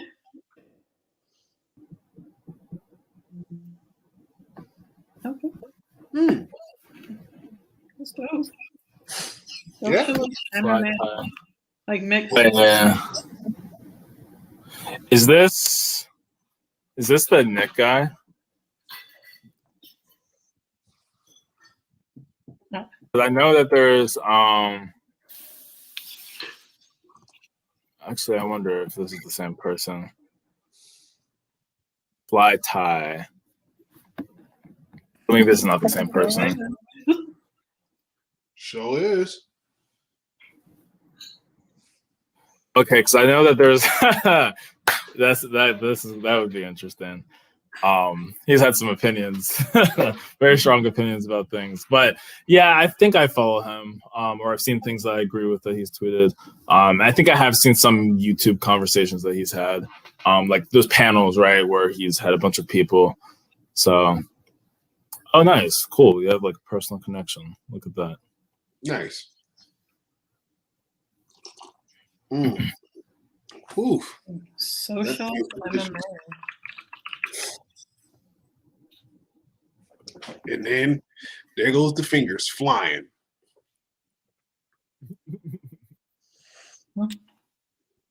It's just perfect because we were talking about people to, people to connect with and cross over with.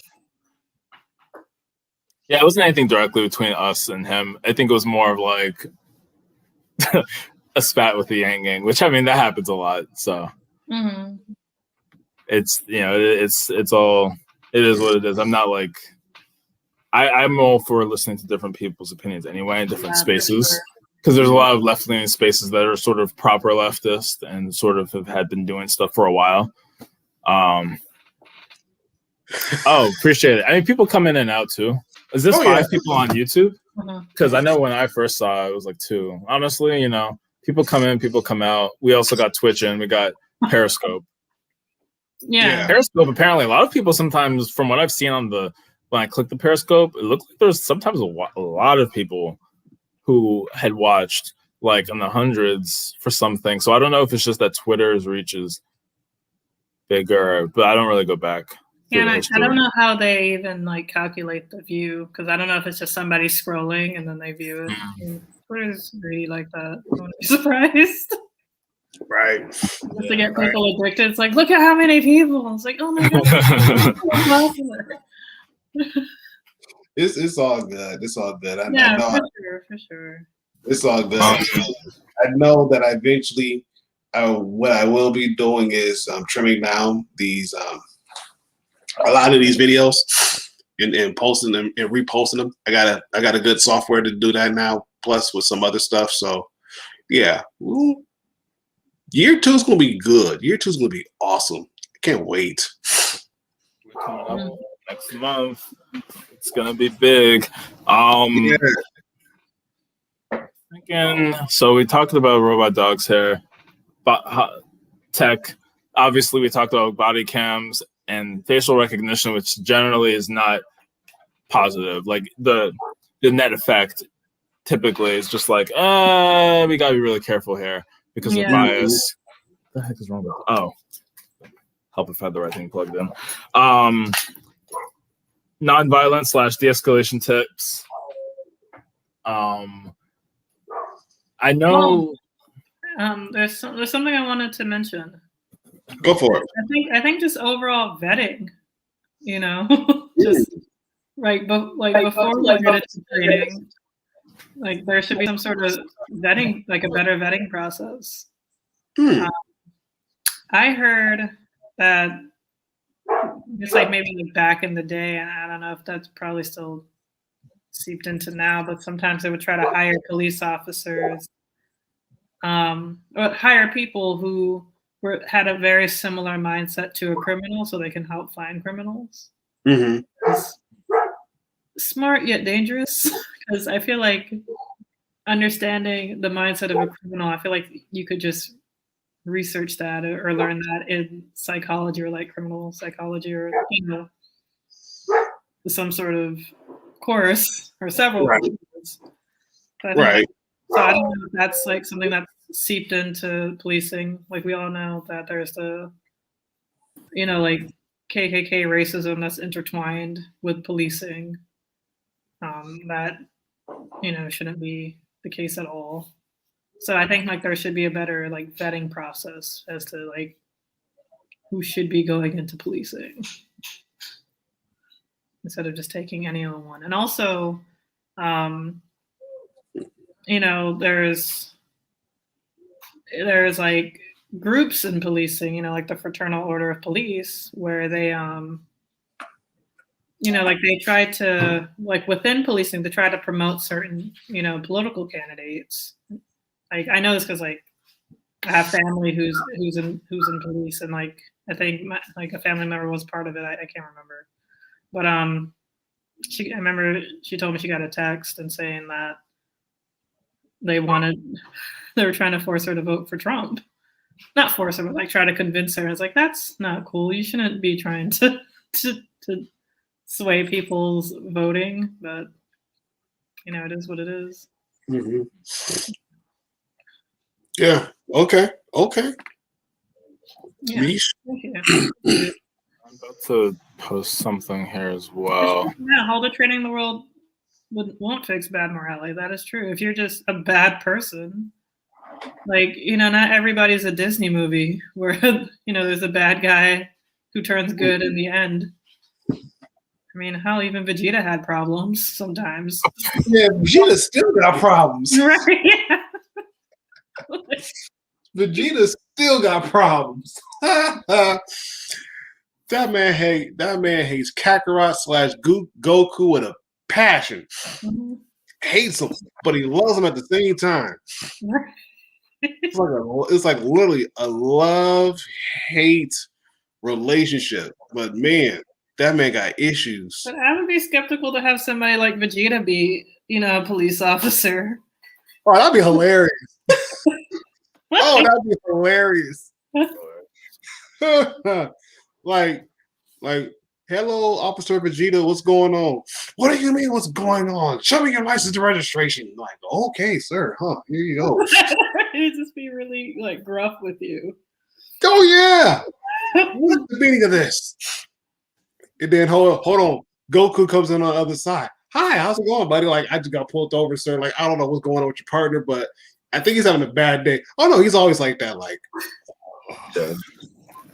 I don't know, the police brutality would be different. Like, I think you would save lives, but just destroy your car out of anger, out of just frustration. what is wrong with your Cadillac converter? It sucks. Like, that was my car. Go get you a new one. Like, okay, Vegeta. Okay. It's just another day in the life. It's fine. Oh man, that'll be awesome. Goku comes flying in. Oh, here's your car. Like, wait, what? Like, what is going on here, sir? Like, I'm seeing a parallel. No, I'm seeing a Tale of Two Cities being played out in front of my face. Like, what is going on? Sorry about your car, sir. Here's the brand new ones. It's the Escalade. It's right smooth. Like, yep, that's gonna get broken in like 2 seconds. Oh man, having them both in the car, you getting locked up, that'd be amazing. That'll probably be the funniest car ride to jail, having Goku and Vegeta talking. Yes.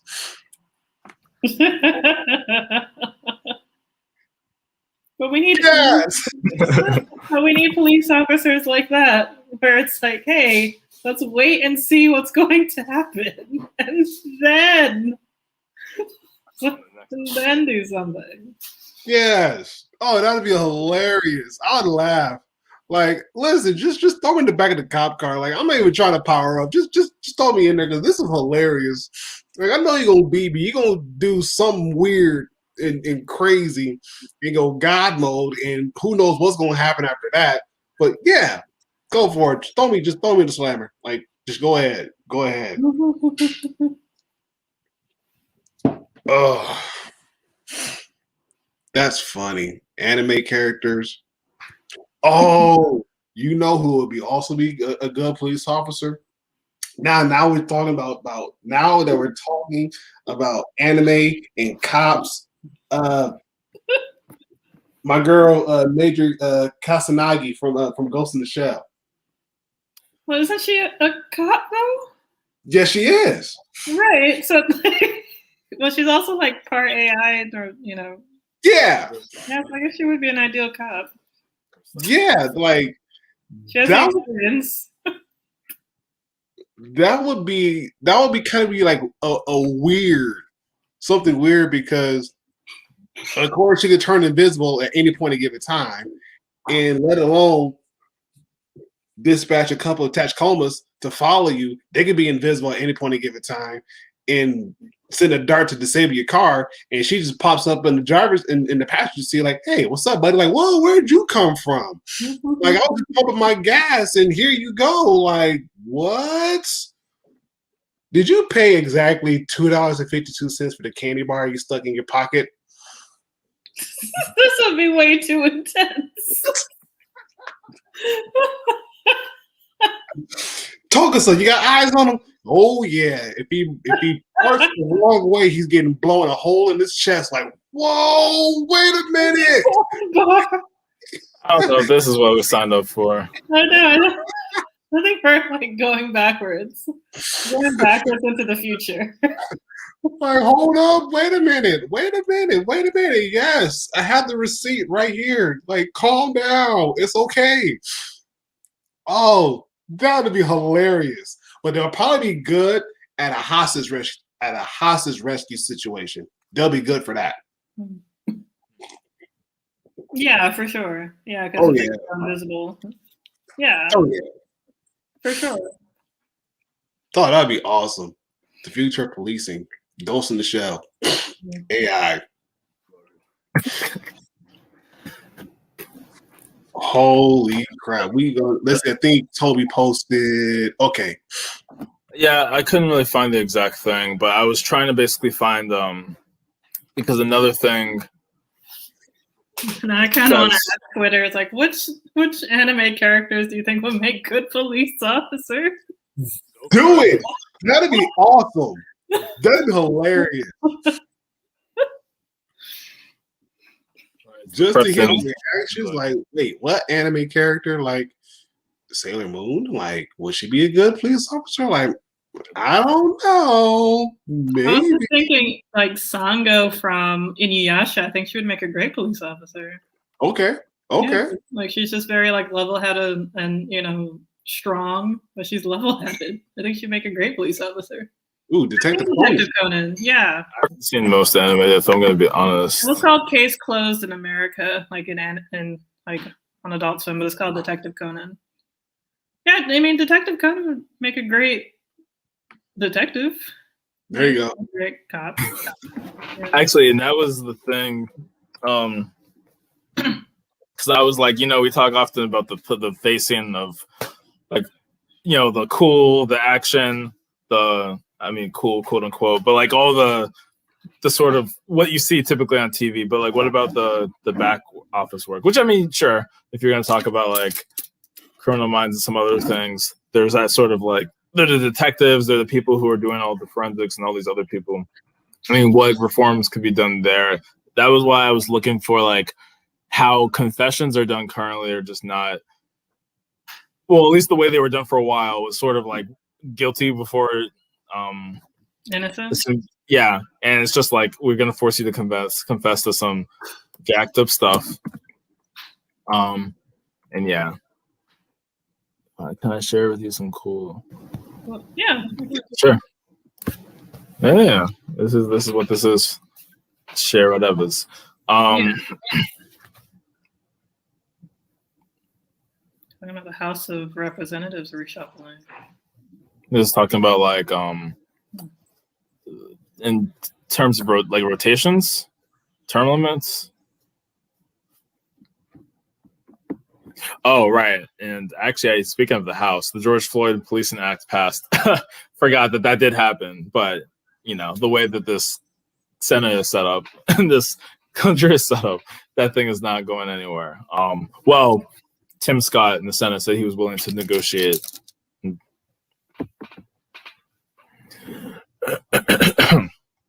I think that's a good thing. I'm always for new people. Right, shake up the power. Oh, wait a second. I have no incumbent insurance. Wait, really? What exactly does that mean? Oh, because New York is one of the states that's losing people, yeah. New York's been declining in population for a while, so they might not have an actual seat there because they're going to lose. I don't know how many they're going to lose, but people have been speculating about different states will lose or gain seats, districts, should we say. Kansas, they may recreate the same districts. Yeah, I don't know. Gosh, I can't believe. I mean, we're 4 months into 2021, which actually, in some ways, is like whoa. But others, it's like, wait, we're only 4 months in. Okay, compared to like in the middle of April, I feel like that's like we're halfway through the second quarter of the year. Right. Right, and all the craziness starts up again. Like, ugh. But yeah, no, that's cool. That is cool. That is cool. Does that mean AOC won't be able to, like, she would have to probably run against somebody next time she's trying to run, or I guess I'm just trying to understand. It's like a little bit open seat. Well, it's weird because it's not like it's not like she will lose her. That is really strange how that works. Where, so she'll be an at-large representative or something. Jonathan Martin. One of the very few.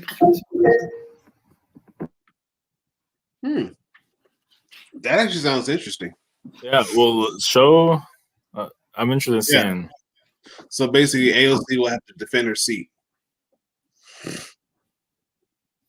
Okay, that makes sense. I'm interested in seeing the stuff that you've, like the events, the forums, if you have any recordings or just like links / I know you had a YouTube channel, I think that you shared with us before. Which I'm gonna have to see that again. You're gonna have to send that again. Yeah, I don't know. I mean, population shifts and dynamics, because this is a historic time. Like 2010, I don't know what was going on. I was in high school, but this is like the census happening now is like, oh, okay. A lot of us are more a little aware and awakened, I guess. So, but I kind of forgot the census happened. It was just like, okay. Everything happened. Everything happened. It's like, why was this the year for everything to happen? It's like, oh, you gotta do your census.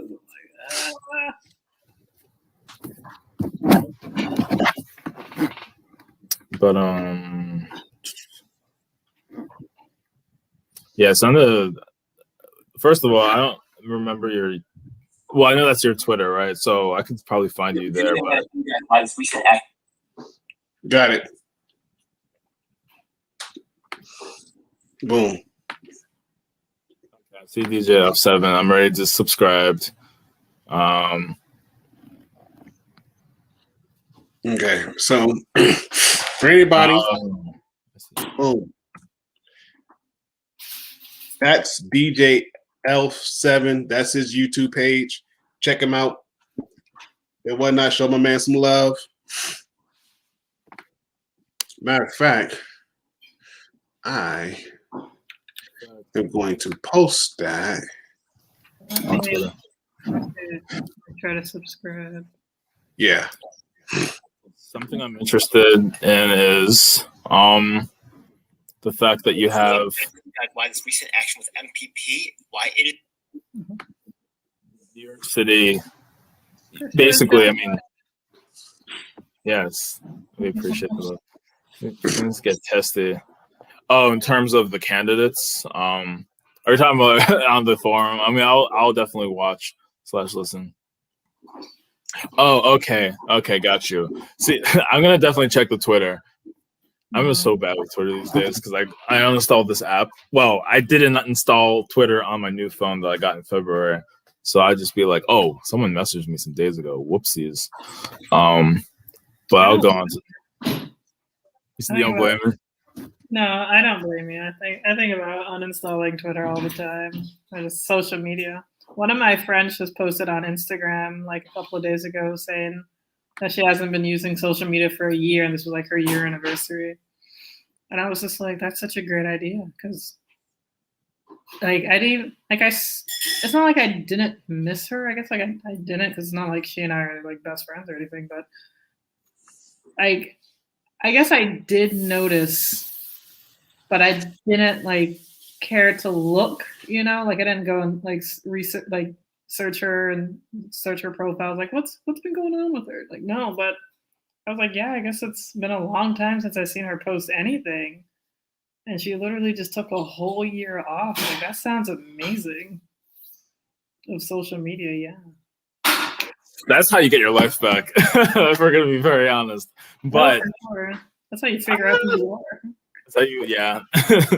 I was just listening to something about needing to be still, like have the phone off, go by a pond, especially for people who, thoughts are very active, always jumping from thing to thing, always have so much.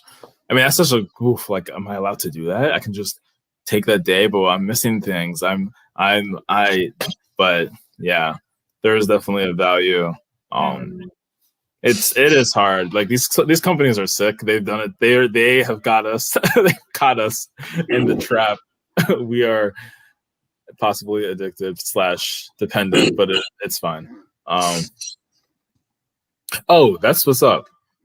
Every single one is asked. Yeah, I think the only one who is Morales, Diane Morales, maybe. Is the only other candidate who supports UBI. Yeah, apparently it was on her website, then she took it off. I don't know. I haven't been following. I shouldn't just be spewing shit that I read on Twitter. You know, like, I'm becoming the people that I hate. But I see why they're like that. Yeah, things happen very quick, and it's just like I said something. Oops, that wasn't true. But well, it's too late now. I guess it's out there in the universe. I know, right? Oh man. Oh, I didn't see it, by the way. I'm looking through my Twitter DMs. You said you messaged me and Nick because I didn't get anything. Oh, probably the McCoy account. Yeah. Okay. I'll get a chance to look at it. Alrighty. I'll look at it. Nice. Dope. Yeah, I'll definitely take a look. There's gonna be a stock market. Yeah. The universal basic investment. People creative out here. Right? Definitely. All right. Oh man, link to. Oh, what was that link to? I'm sorry, you guys. I'm like putting in links. Huh? Allergied up. That too. Oh man. There's a lot going on. Yeah.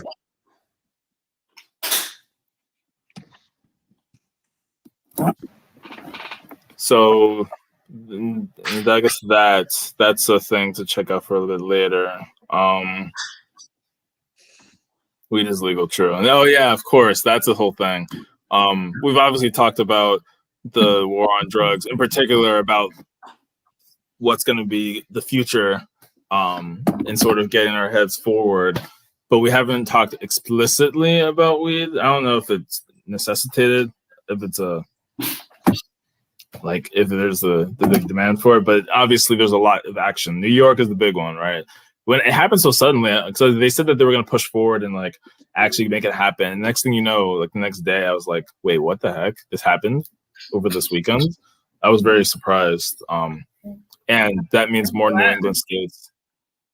That's how laws should be getting passed, especially laws like legalizing marijuana. Very importantly, getting the people out. Free the people, right? You're damn right. I just saw. Hell yeah. We're gonna have our let my people go. I'm just like, what is going on here? What I was gonna even refer to was what happened now? Oh god, there's a video where someone commented, someone made a reference to thicker than a bowl of oatmeal. So I looked that up and I was like, what is this? I hadn't seen the video. Going with this token. Yeah, don't worry. I got there's an important thing. So he was saying something like, I guess the guy who was arrested because he had been selling weed to an undercover cop. But it's just so funny because the woman, I guess the prosecutor, she was saying, your client had no problem saying to the undercover cop, girl, you're thicker than a bowl of oatmeal. This is a courtroom. She really said this. And no one, well, the guy actually went kind of true, I did say that. The look on his face. And then later he's behind bars and he's being interviewed. And it's like, girl, you're thicker than a bowl of oatmeal. She was like, yeah, she had a fat. He's like, and I'm just like, bruh. I was like, free my bro. All he wanted was to sell some weed and shoot his shot.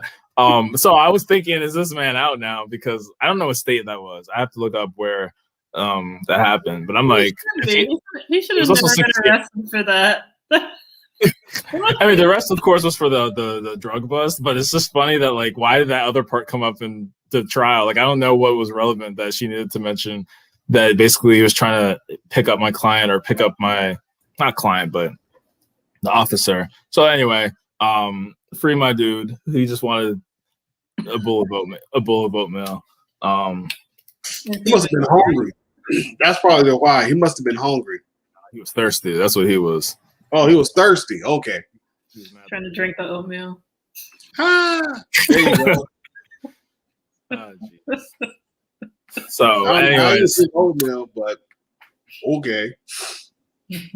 I guess as a slight tie-in, also hopefully, I mean, some states I feel like it's hopeless until it's federally legal.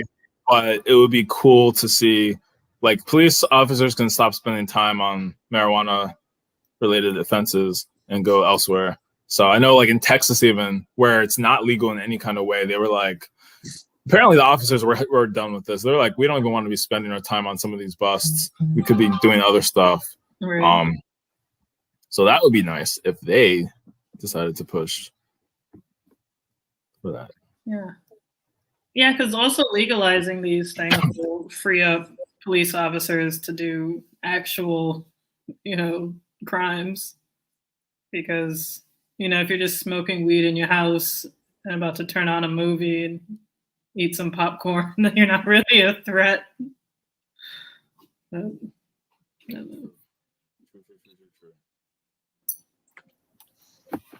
yeah, that was a nice little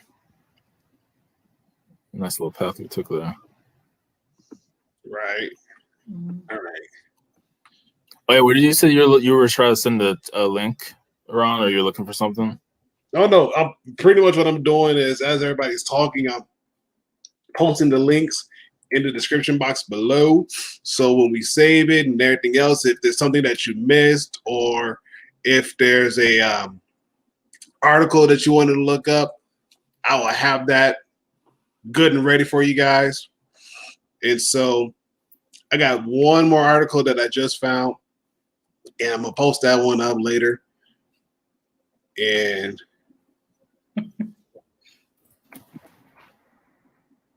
wow. And there's actually an article that I forgot about this one, but this one's super important. Is about Camden, New Jersey, about how they basically tore down the police department and rebuilt it from the ground up. But there's been conflicting views on whether it's actually better. Yeah, so it sounds like you're not a fan. A fan of what? Oh, never mind. Never mind. No, you're good. You're good. Yeah, not a fan of. Sorry, I was basically talking about the Camden, New Jersey model. Like, I'm literally looking at articles. A bunch of them came out like June 10th, July 3rd. The people are saying it's not a model because it's very. I think there was a lot of surveillance, so it seems like it's like this media community policing, but it's a lot of surveillance. Apparently, like, crime has gone down by a ton, but then people are saying that this is not the move. Crap, stupid ad is deciding to play. Either way, there's a lot of cameras and microphones, so it's like a surveillance state that some people are saying.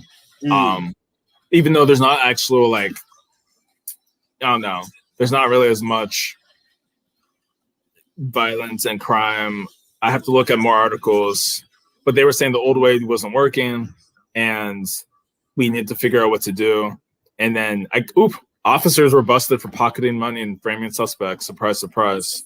So right, there was corruption. And so, I mean, this new system is supposed to be better. It's supposed to be more community oriented. So violent crime went down. Homicides reached an all-time low in 2019. But I don't know. People in the community felt that we were under martial law. So it's funny, like, there are people who have said, like, yeah, this is not a model, even though there's a lot of news coverage and people are saying, hey, look at this, crime went down and community policing.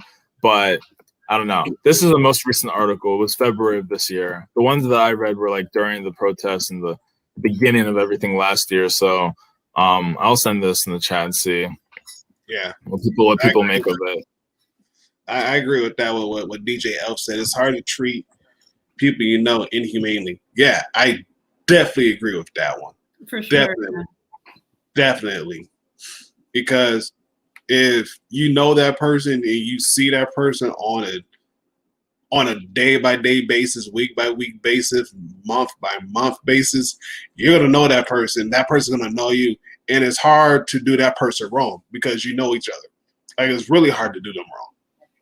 That's not to say that it doesn't happen. Of course it does, but again, if you see that person each and every day, and you know you did that person wrong, it's gonna leave a pit somewhere stuck in your stomach. Like, man, I did that person wrong. I gotta go apologize. Or, man, I don't let that dude up for something that clearly he could have just gotten a ticket for, or let alone got off with a warning. It would have been good, but now he's sitting in jail. Like, yeah, oh yeah.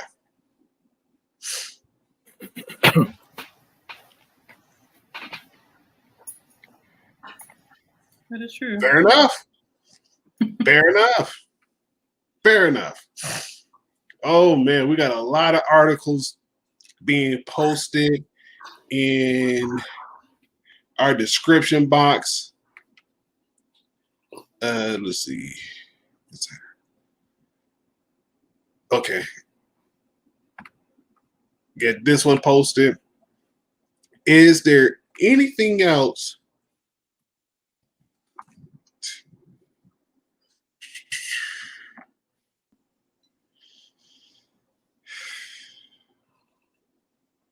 Yeah, crime prevention for sure. There's so many factors. I feel like there's a lot that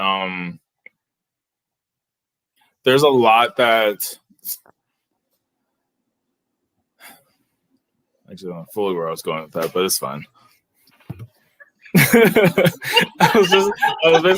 I know, it's just like, well, there's my brain.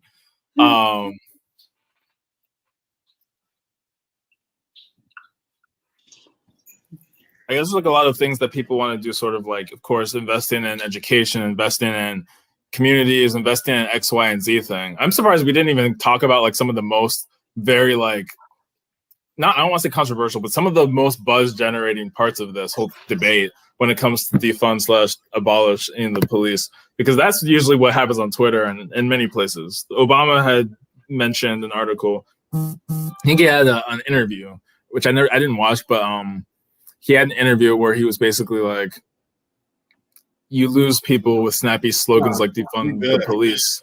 Yeah, no worries, I got you. Yeah, you're good. Yeah, you're good. And he was like, you lose people with snappy slogans like defund the police. So a lot of people who are much more left, much more activists, like especially a lot of Black people, were like, Obama, this is not it. Like I think Cori Bush, Jamal Bowman, definitely AOC had to have said something. Ilhan Omar, I would probably Rashida. A lot of the squad and progressive people were like pushing back on Obama for the statement. Of course, a lot of centrists and moderates were kind of like also then getting defensive. And because basically, Obama was saying that we lost the House basically because of defund the police, and a lot of people were like, well, I mean, no, they were talking about. No one really ran on defund the police, but it was used as an attack. So if people embraced it and actually explained what it meant and how you're trying to do community-oriented policing, and you're putting police budgets into these other parts of the community, you can actually have a strong case to make instead of constantly playing defense. But I don't think anyone really ran on that idea of reimagining, like Biden said, reimagine the police, but he never really talked about defunding. And obviously it's a kind of a thing that people are like, oh my God. And then even today I saw someone share an article about how we need to actually abolish the police.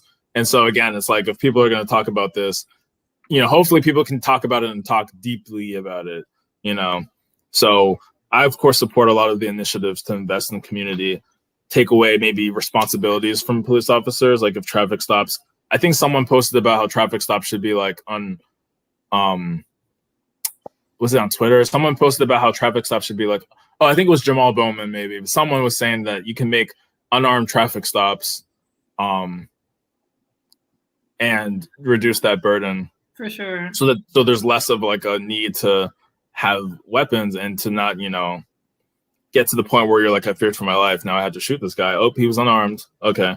I mean, okay, if you have someone unarmed, people also are concerned about what if the person has weapons, but hopefully you can do things that are more automated. I mean, like literally you have the speeding cameras, right? They'll send you a ticket and then you pay that. Not that I love those, but at least it wasn't a case where there was a bad confrontation. So if you can just kind of offload a lot of responsibility to other sectors, that's cool. But it can be hard to also talk about how to do proactive policing without it becoming like Minority Report or Psycho-Pass. I haven't seen Psycho-Pass, but I've heard it's a good anime, and it's very like in that vein of predictive policing, which again ends up being Psycho-Pass I heard was really popular when this is probably like 2016, 15 when I kept hearing about it, or 2014. Oh, yeah, that anime was weird, but I mean, it was weird, but at the same time, it got you to think a whole lot, because in order for someone to use their weapon, the person who they trained it on had to be like committing some type of crime. But you got this one guy, this outlier, who, was pretty much killed the person right in front of the police officer. Police officer couldn't use their weapon because the weapon didn't recognize as though the person was doing anything wrong. It was like, what? Like, that's crazy. So the dude was like, man, you know what? Skip this gun. I'm just gonna go ahead and just rock him. Just punch him in the face. Like, we ain't got time for that. No. But yeah, Psycho-Pass. I got to see season 2 of Psycho-Pass. I got to see season 2. I heard that season 2 was better than season 1. I just need to start it. Oh yeah. See if I can find that article actually. And I'm glad people are talking about it, because somehow in the midst of it all, we never formally were like, hey guys, let's poll people. What do you think about defunding and abolishing? Like we kind of we let Twitter and some other people have that one. But I mean, it's important because it is like a national thing. Everyone talks about it. People are not literally pushing for abolishing the police. And so like, if people are talking about all this, it's like, let's analyze and see what's really going on. I'm not prepared to talk about all of the intricacies of abolishing versus defunding, but I think there's definitely a lot of moves being made. I think Minnesota, Minneapolis literally voted to reconstruct their police department, but I'm not sure. I think they did a reversal on that, so I'm not 100% sure. Safety measures for real world guns, yes. And just like someone mentioned, Yang did have that smart gun thing where, you can't accidentally, really, you were really hitting it with what you were saying, but you can't have the gun, I guess, be stolen or used by someone else, which also helps. What did they call it? Biochipping. Basically, that once you take possession of the firearm, that your biometrics is on that firearm, and if anybody tried to use it, they couldn't use it because biometrically it was registered to you, and only your prints and whatever, all your biometrics would allow you to use that firearm. Which I'm like, okay, that sounds smart. That sounds real smart. I'm Yeah. Just send this thing real quick. December 1st, just in time for Christmas.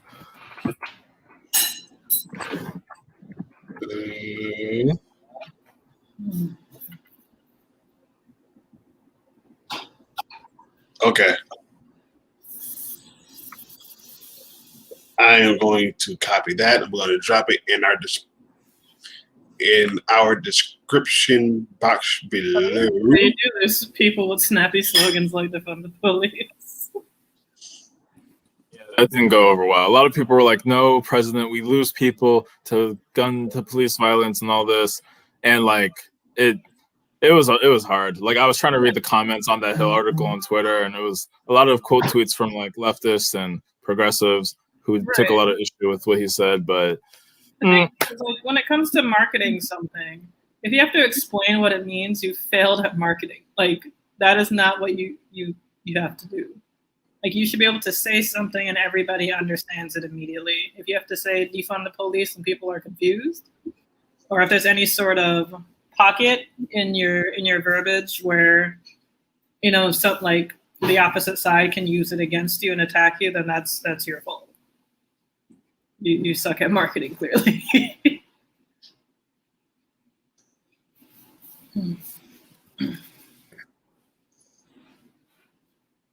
I've heard of this man that you referred to, by the way, Tariq Nasheed. I think who's Tariq Nasheed? I feel like he might be like one of those Hotep black influencer. I forget exactly who he is. Oh, I know who you're talking about. I know who he's talking about.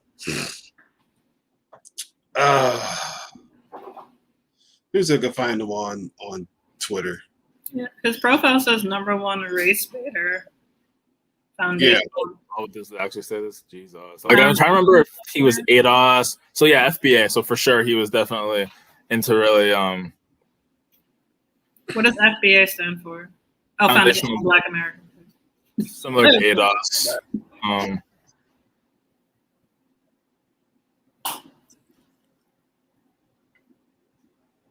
Yeah. Yeah. Anyways, he's a joker in his own right.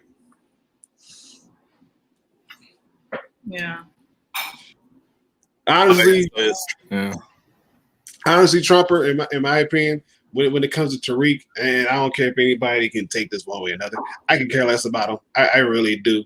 There's some stuff that he says is very like far-fetched, and it's like, bro, what are you talking about?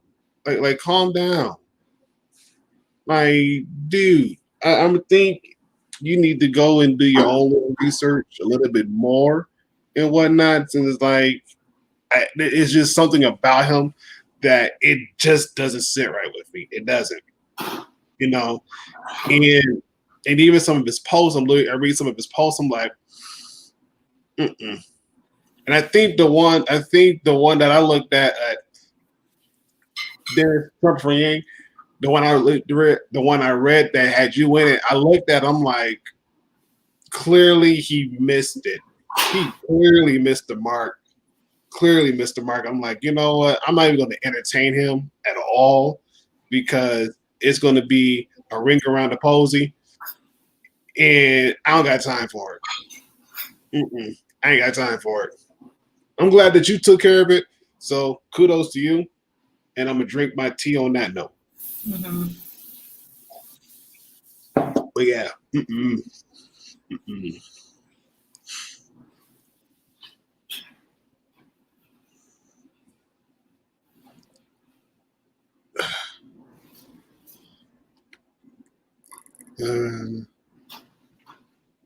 Oh yeah, I agree with you on that one. Yeah, I agree. Yeah, like I'm definitely pro gun. Yeah, I'm looking at trying to get a couple more just so I can have them for that, just in case. Like, I don't got time. I don't. But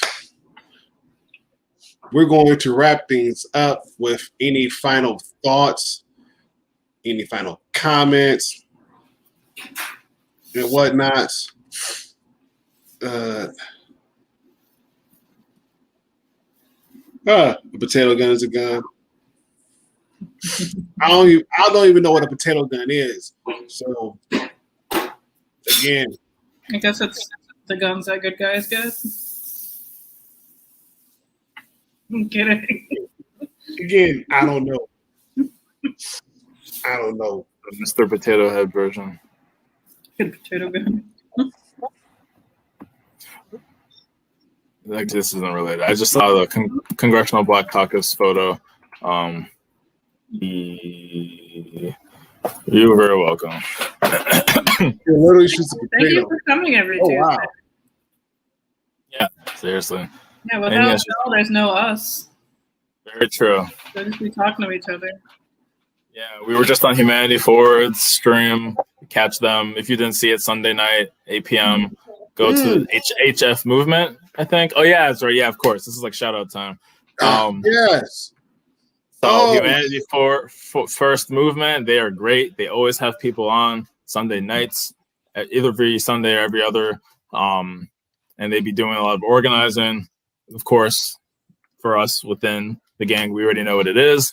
Just the Yang Gang and the sort of formal organization to do grassroots stuff across the country.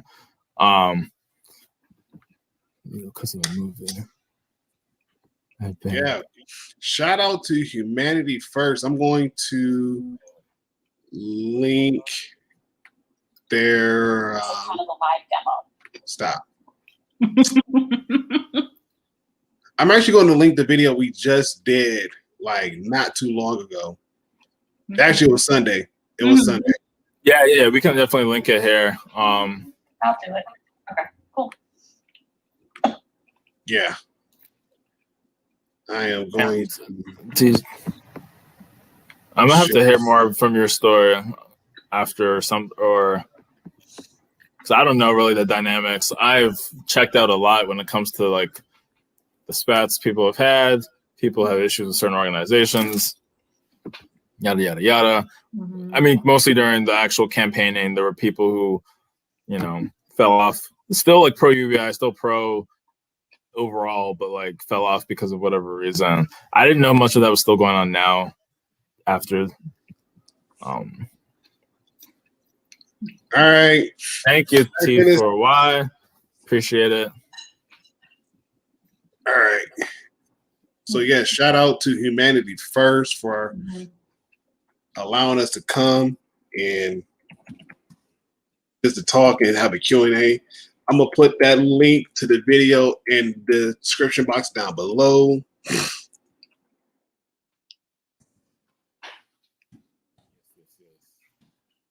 It was cool.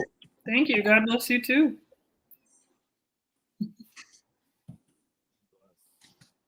Do you want to send that one out? Yep, already did. Okay. Oh, oopsies. Yeah, I definitely did see it for some reason. Yes, thanks God. God bless you too. Thank you guys, because without you guys coming on and at least having the dialogue, it wouldn't be us. It would just kind of be us just having a Zoom meeting, just talking and whatnot. A live Zoom meeting. A live Zoom meeting, just talking. But we appreciate you guys so much. If you haven't done so, like, share, subscribe, thumbs up, all the other good jazz. And again, we appreciate you guys. Thank you so much. Thank you so much for your time, for your patience. And though we got to go, we'll be back next week. Same time, same channel, same faces, maybe special guests. Who knows? This is Tuesday night. We do what we do. Okay? So we do it. You're good. Yeah. Yeah, it has a speech to text. Oh, that's interesting. Shoot, I'll be. That's true. Yeah. Oh man, that's true. Crazy stuff. Yes. So, Yeah, man. Take care of your life. We all got stuff. Yeah. yes. So with that, we are out of here until next week. Peace, love. Good night. Thank y'all for joining. Stay safe. All right.